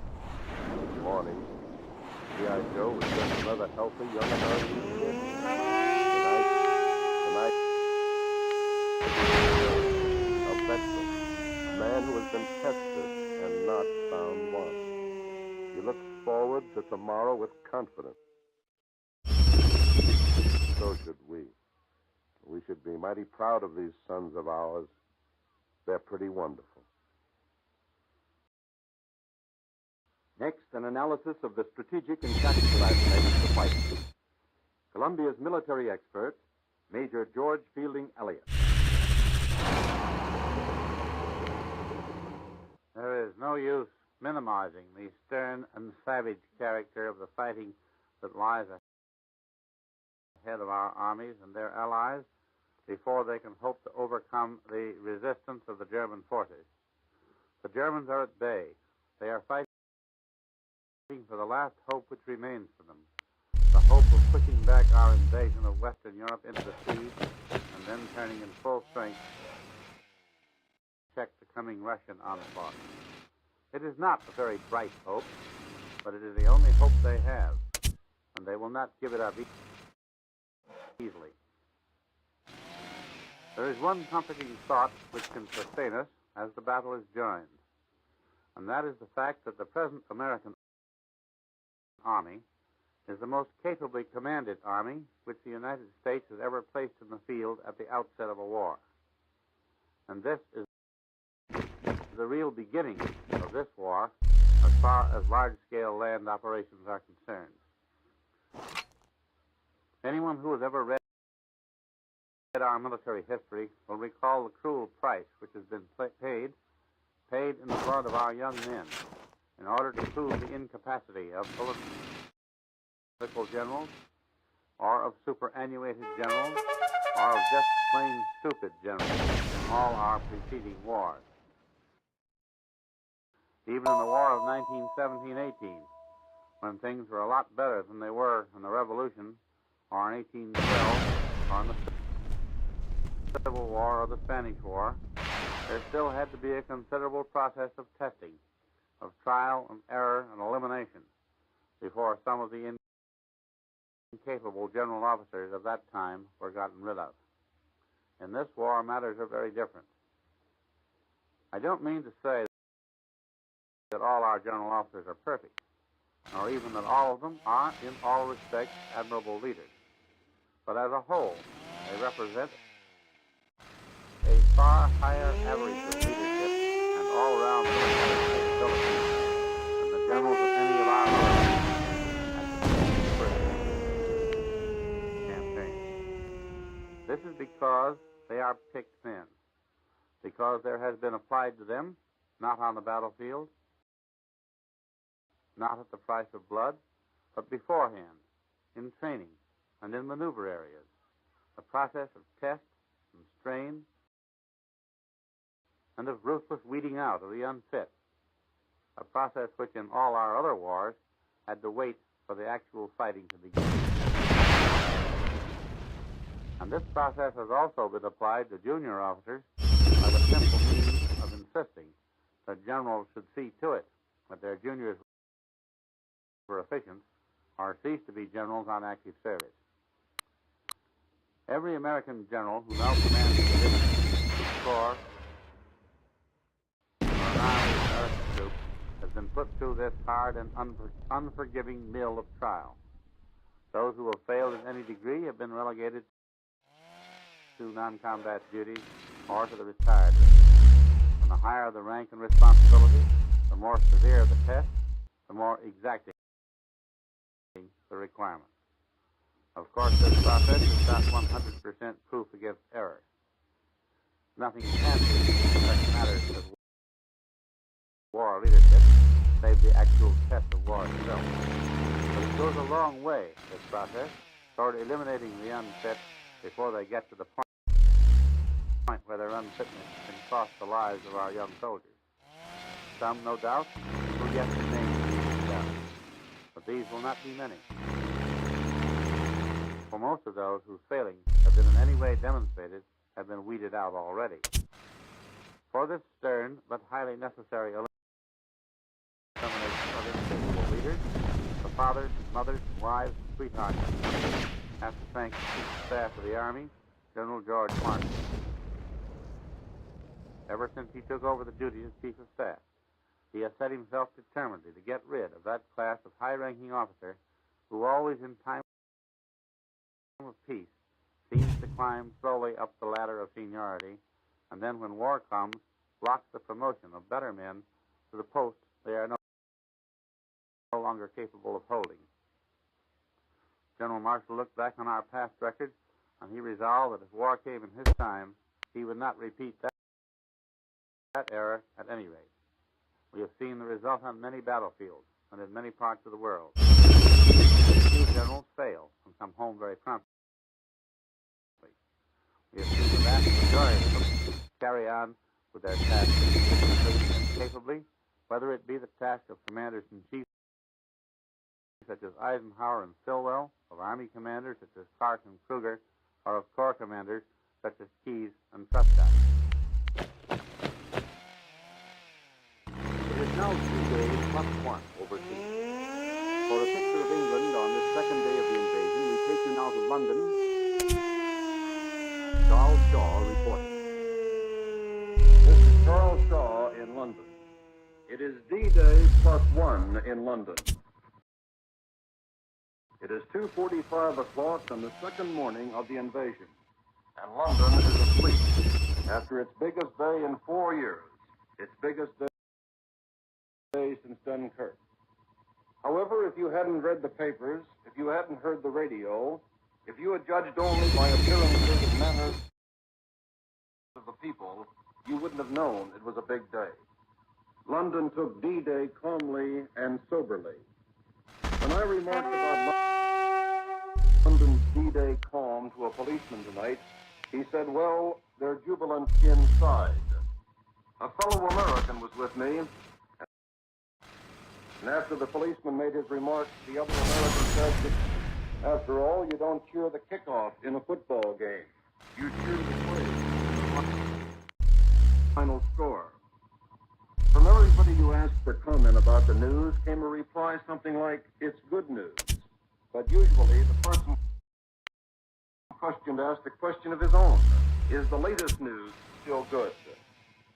Since we had landed in France, I thought the best place to dine tonight was a French restaurant, a favorite in London's Soho.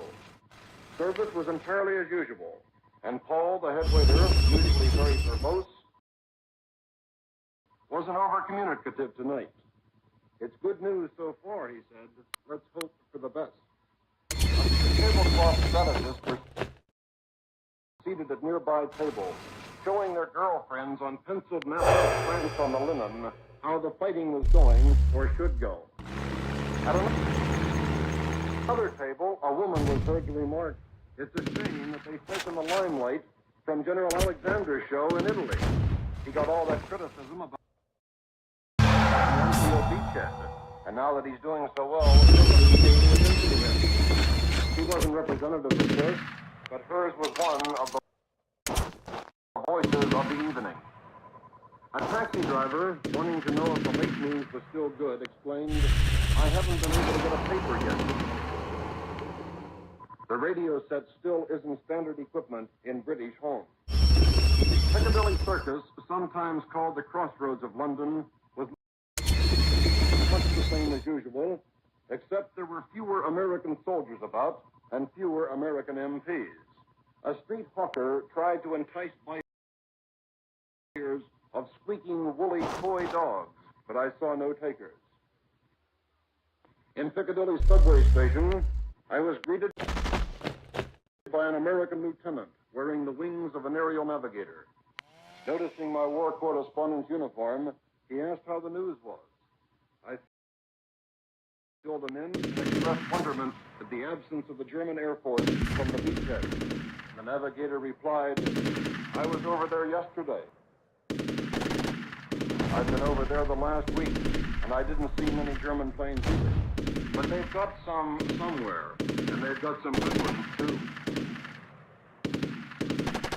Along the subway tracks, empty beds awaited those who had occupied them since the London Blitz.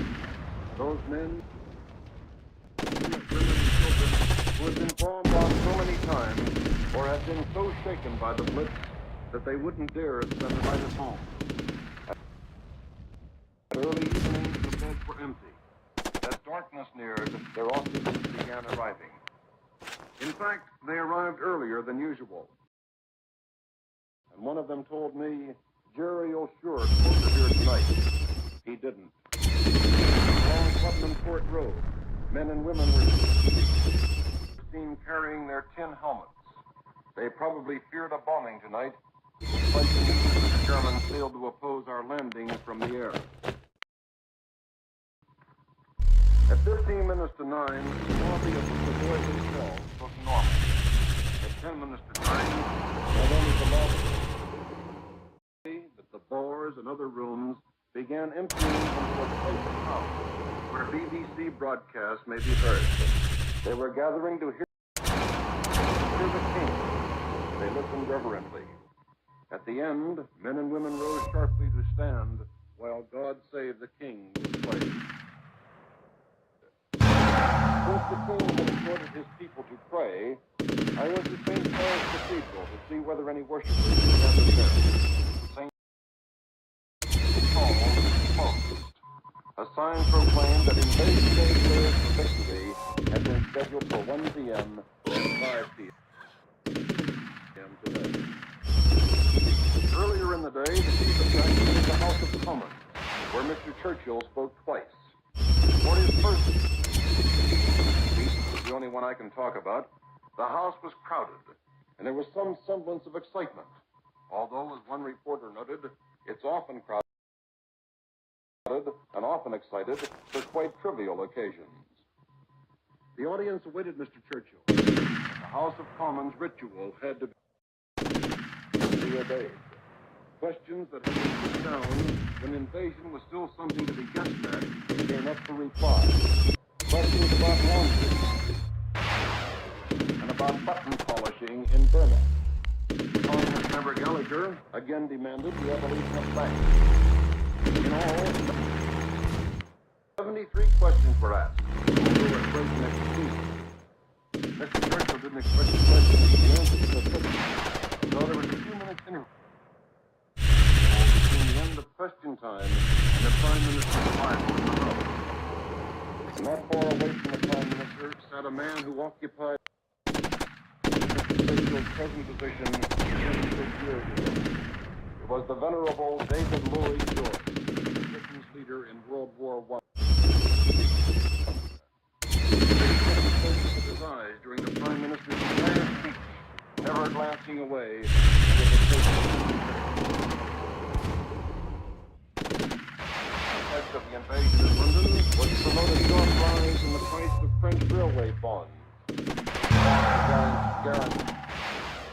guaranteed by the French government. And so London spent D-Day, calmly and soberly in most part. It's true, there were long lines of would-be buyers for the afternoon papers when they appeared at the normal time this afternoon. No extras. It's true, landings in France were the main conversation piece.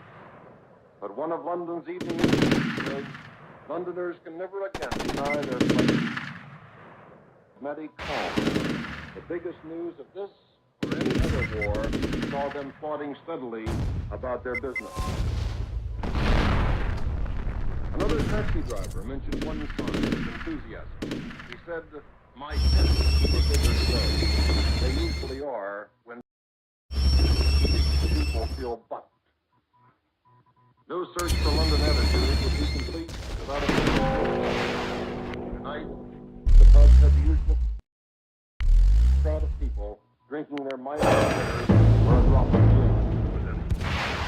At the exit of one pub, I noticed a yellow sign, a remnant of 1940, when the shoe was on the other foot. It was Queen Victoria's famous remark. There is no depression in this house, and we are not interested in possibilities of defeat. They do not exist. This is Charles Shaw in London. I return you now to CBS in New York. Next, Washington's latest news on the invasion. We take you now to Washington. Don Pryor reporting. It wasn't a Washington show today at all, and the high command here has leaned over backwards to avoid any appearance of trying to take the headlines from General Eisenhower and his men.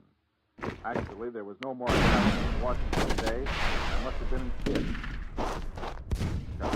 Just the remote, objective, and rather helpless excitement of men and women whose boys are over there with the chips down at last, great adventure underway. The temper of their feelings can be measured as accurately by the President's own personal reaction as any other way. For several days off and on, Roosevelt had been working on the wording of a D-Day prayer of liberation. Last night he sat up very late, giving it the last fine touches, while messages came pouring into the White House from General Eisenhower's headquarters. Mr. Roosevelt finished his prayer in the early morning, and when it became evident the first day of the invasion had come off well, he went to bed and slept for a while. At 10 o'clock tonight, and more time, the President will read his prayer to the nation in a broadcast over this network, and he has asked that all Americans join with him in that devotion. This afternoon, at his regular news conference, Mr. Roosevelt seemed very well pleased with the reports from France, but he added a sober warning that there is a long road yet ahead and a great deal of hardship and suffering. The same reaction was evident on Capitol Hill, where both the Senate and House opened their sessions today with a moment of silent prayer. But when it came to real news, Washington took a back seat. This is the world headquarters of the United Nations war. But now that this biggest of all operations is underway, all the top commanders prefer to leave the glory, the credit, and the power to the men who are shooting the guns. Like all the rest of us, these men of the high command feel that they must only wait. Now, for General Eisenhower's report. For them, the invasion of Europe is only one phase of a war that covers the world. They must still plan, train men, and mass supplies for every theater. At noon today, Generals Marshall and Arnold and Admiral King called on the President and stayed with him in conference for an hour and a half. They seemed to be in high spirits, but they refused to talk, except for a very brief comment by Admiral King on behalf of the whole group. The invasion, he said, is going all right so far. The most popular subjects for discussion and speculation here today have been the Russians and the Japanese, except for the direct news from France, of course. Beyond the current perils, two uppermost questions in the minds of serious military men. When are the Russians going to open their final big drive from the east? And when will the next big news come from the Pacific? The speculation on those subjects would fill a good-sized volume, but so far it is only conjecture. There's full confidence here, however, that the Red Army will fulfill its promises in full measure. The only question now is when the blow will strike. As for the Pacific, there may be some interest in a story that was put out by British sources this afternoon. They said they had information that for every American ship in the Allied invasion in France, there were 3 British ships. That may be some pointed reminder that our vast naval force in the Pacific is still at top strength, unaffected by the attack in Europe, and ready for still greater blows against the Japanese. I return now to New York. The Nova program, usually presented at this time on most stations by the Colgate-Palmolive Tea Company, was canceled tonight that we might present the special broadcast on CBS, the Columbia Broadcasting System.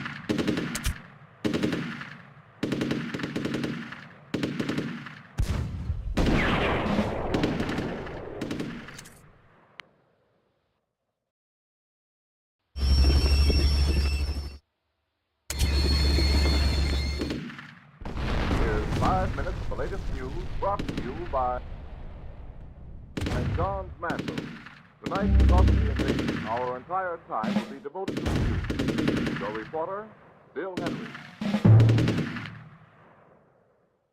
General Eisenhower tonight issued a blunt communique which says that Allied forces have succeeded in their initial landing in France. Fighting continues. Losses have been less than expected. We are warned that the first enemy counterattacks may be expected within 48 hours. Behind those blunt words lies the story of the greatest trifibious attack of all time, a stupendous land, sea, and sky invasion so spectacular and dramatic that it has all but blotted out all other war news. The Allied forces in Italy, whose capture of Rome surely deserves to be remembered more than 24 hours, have now driven nearly 10 miles north of the Italian capital. American bombers from Italy, which landed in Russia the other day, made a tremendous attack on an airfield at Galatz in Romania today and returned to the Russian bases. Air activity continues in the Pacific. Russia's troops have resumed their advance on Biak Island, northwest of New Guinea. Bangkok has been heavily bombed, and we're still making slow progress in Burma. That's a quick roundup of the other war news. In Europe, the invasion effort commenced at midnight last night under forbidden skies. Bad weather, it is now known, has forced a 24-hour postponement of the invasion. The great black bombers of the RAF drew the honor of pulling out all the stops as the invasion organ roared to a mighty crescendo. In the first 8 hours of the day, the RAF, followed by our heavy bombers, forced bombers with a total of 11,000 tons on the French coast. While the last bombs were still falling, the sky was further blackened by swarms of troops carrying planes, from which grim shootists leaped at a given moment to seize vital areas such as bridges, road junctions, and open areas, in which by nightfall 1,000 troop-carrying planes and gliders had put a huge force estimated at 20,000 airborne troops on French soil. Hundreds of tiny fighter craft, their wings and bellies striped black and white for identification purposes, swarmed like angry bees above and around the area. Meanwhile, offshore, a motley procession of shipping, thousands of them of all shapes and sizes, ranging from buzzing boats and grimy minesweepers to majestic battleships, ranged across the channel and formed offshore. The battle wagons adding to the mad din with the themselves, while smaller craft spun smoke screens to protect the invading American forces. The American naval commander was Rear Admiral Alan Kirk, veteran of North African and Sicilian landing operations.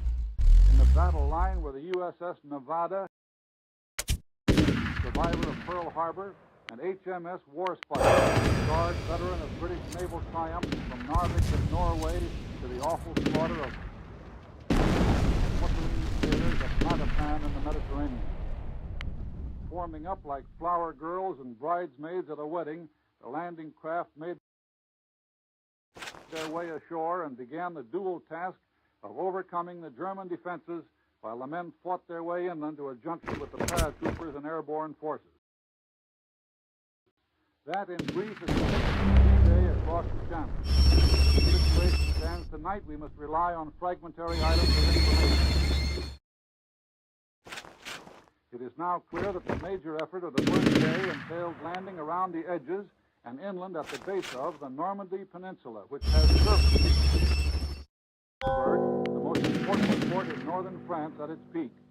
All the way from Le Havre at the mouth of the Seine to Barfleur, very close to Cherbourg, we have made landing. To the west of the peninsula, we appear to have had landing on the beautiful channel islands of Jersey and Guernsey. At the base of the peninsula, our airborne troops have landed at several places, and the focal point of fighting seems to be the ancient city of Caen, spelled C-A-E-N. It's about 10 miles from the Norman coast, and we have the word of Winston Churchill that our men were fighting inside the city late this afternoon. That completes the encirclement of the peninsula. D-Day has come and gone. We've had good initial success. The invasion still hangs in the balance. We can feel confident that our men are thoroughly trained, expertly led, and they have equipment second to none. Today, King George of England called for a nationwide vigil prayer for the success of our arms. In this country, over this network, an hour from now, President Roosevelt will lead this nation in a prayer, the text of which has been published and in which he asks all of us to join. And now, here is Tony Marvin. Bill Henry and the News. Brought to you by Johns Manville. This is CBS, the Columbia Broadcasting System.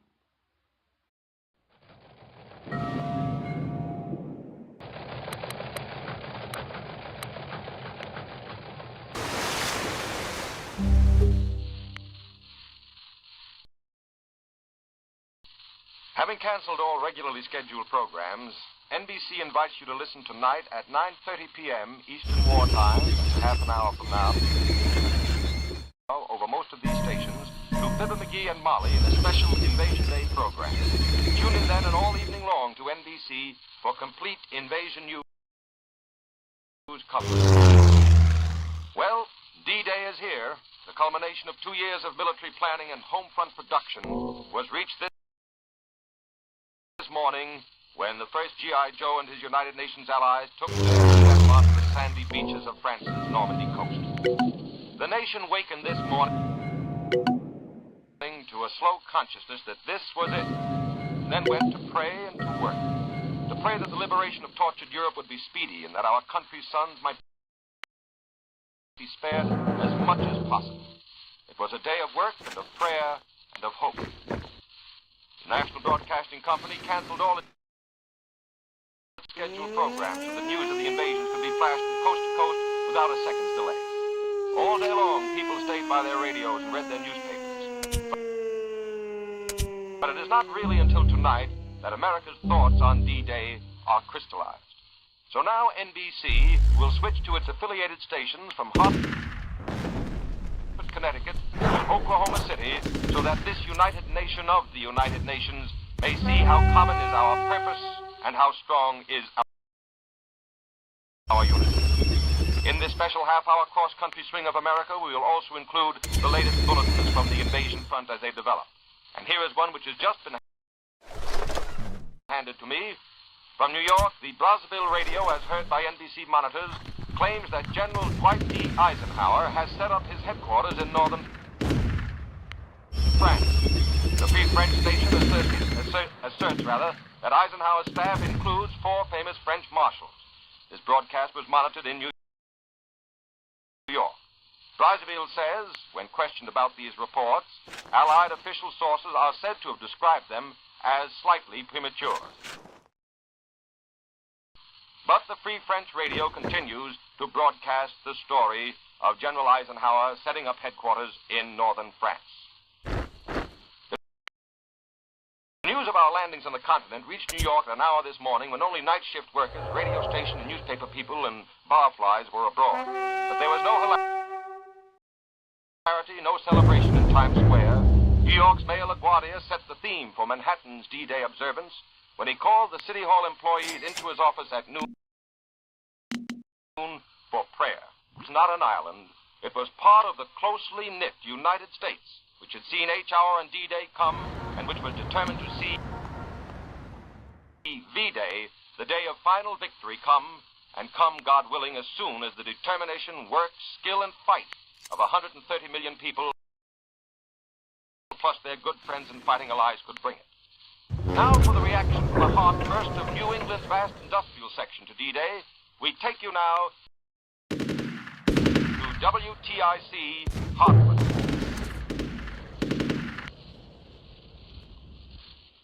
What is the reaction of Connecticut to the invasion? Here at a WTIC microphone to give the answer is Eugene E. Wilson, Vice Chairman of the United Aircraft Corporation,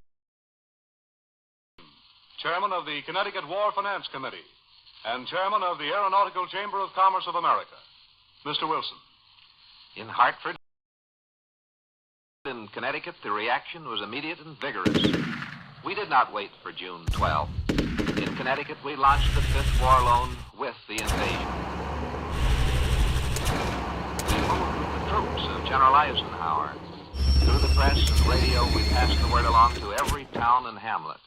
We began about 3:30 this morning, and soon our War Finance Committees went into action. The Fifth War Loan was underway even before workers on the night shifts had left their lathes and benches in our great war plants. When a few hours later our men and women daytime workers left their homes for the factories, thousands of them carried our Fifth War Loan battle cry, "We moved with the troops." During the hours that followed, there was a tremendous and spontaneous reaction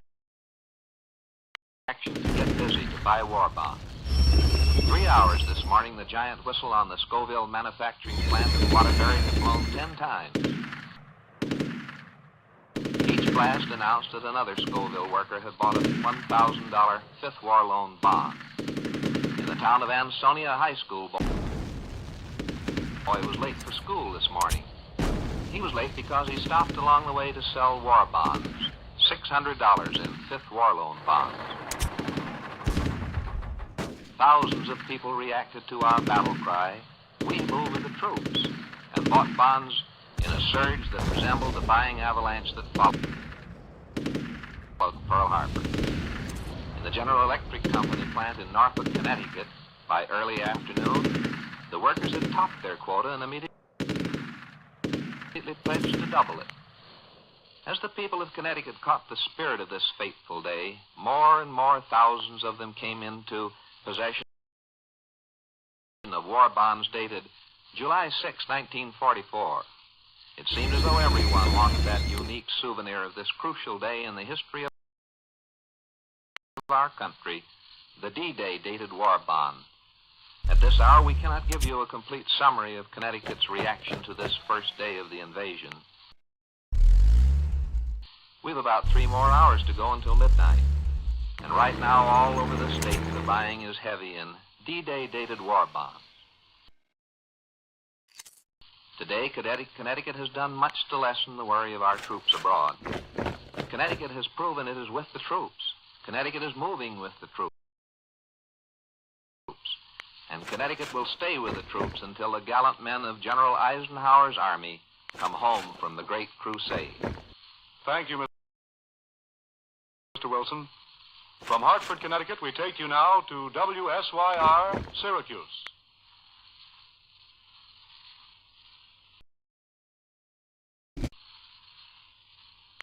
Reporting Central New York's reaction, here is Don Lyons.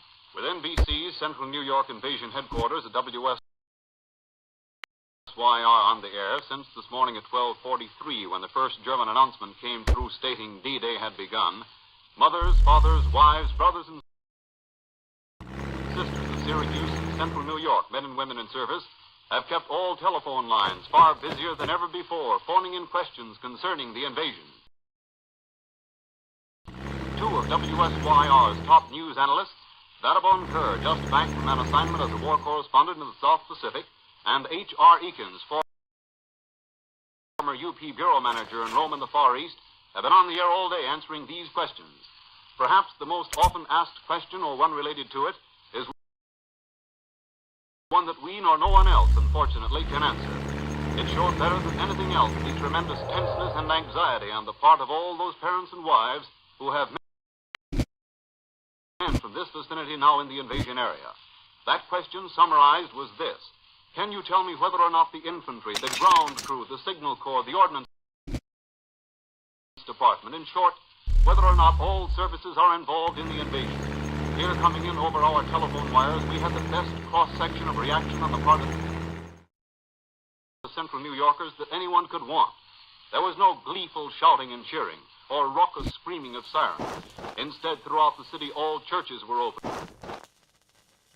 Most of them filled all day. And in the tears and the voices of men and women phoning this station, you can understand why there were no cheers. This was no occasion for celebration, but an occasion for worry. Is my son in this? How far behind the lines would my son, an airplane mechanic, be? Are the troops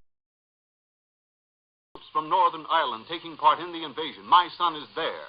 Question after question like these headlined Central New York's reactions. And then came the perfectly natural but impossible to answer questions relating to the length of time necessary to complete the invasion landing successfully. These were the more basic and sincerely thoughtful reactions of listeners to this NBC Invasion Headquarters station, WSYR in Syracuse. But a little more superficially and perhaps a little more colorfully, there were those usual reactions that one always finds in time of an emergency. Such things as being able to walk for blocks in the warm, early summer weather and hear through open windows of houses you passed an almost continuous flow of news from the various radios in those houses. In restaurants, people hurriedly grabbing breakfast or lunch, depending on how early they had awakened. At the same time, not tasting their food in the excited savoring of the news from their papers and loudspeakers. was Syracuse today, D-Day, June 6, 1944. Not a different city from any of the others, but a city fully conscious of the seriousness of the mission undertaken and the time which must elapse before the final battle and victory. From the studios of WSYR in Syracuse, New York, Don Lyon has brought you Central New York's reaction to the invasion. We take you now to WTAR Norfolk.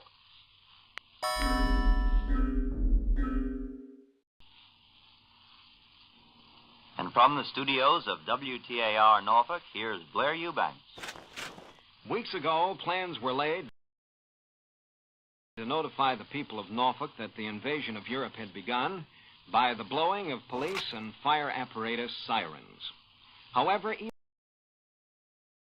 though the fire siren sounded at 3:55 a.m. for a full minute, most people in this vicinity were not awakened. It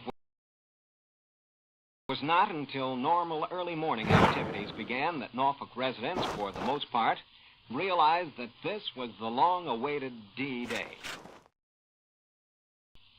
Judging by the few windows lighted, thousands of persons did not know of the invasion until many hours after it was announced.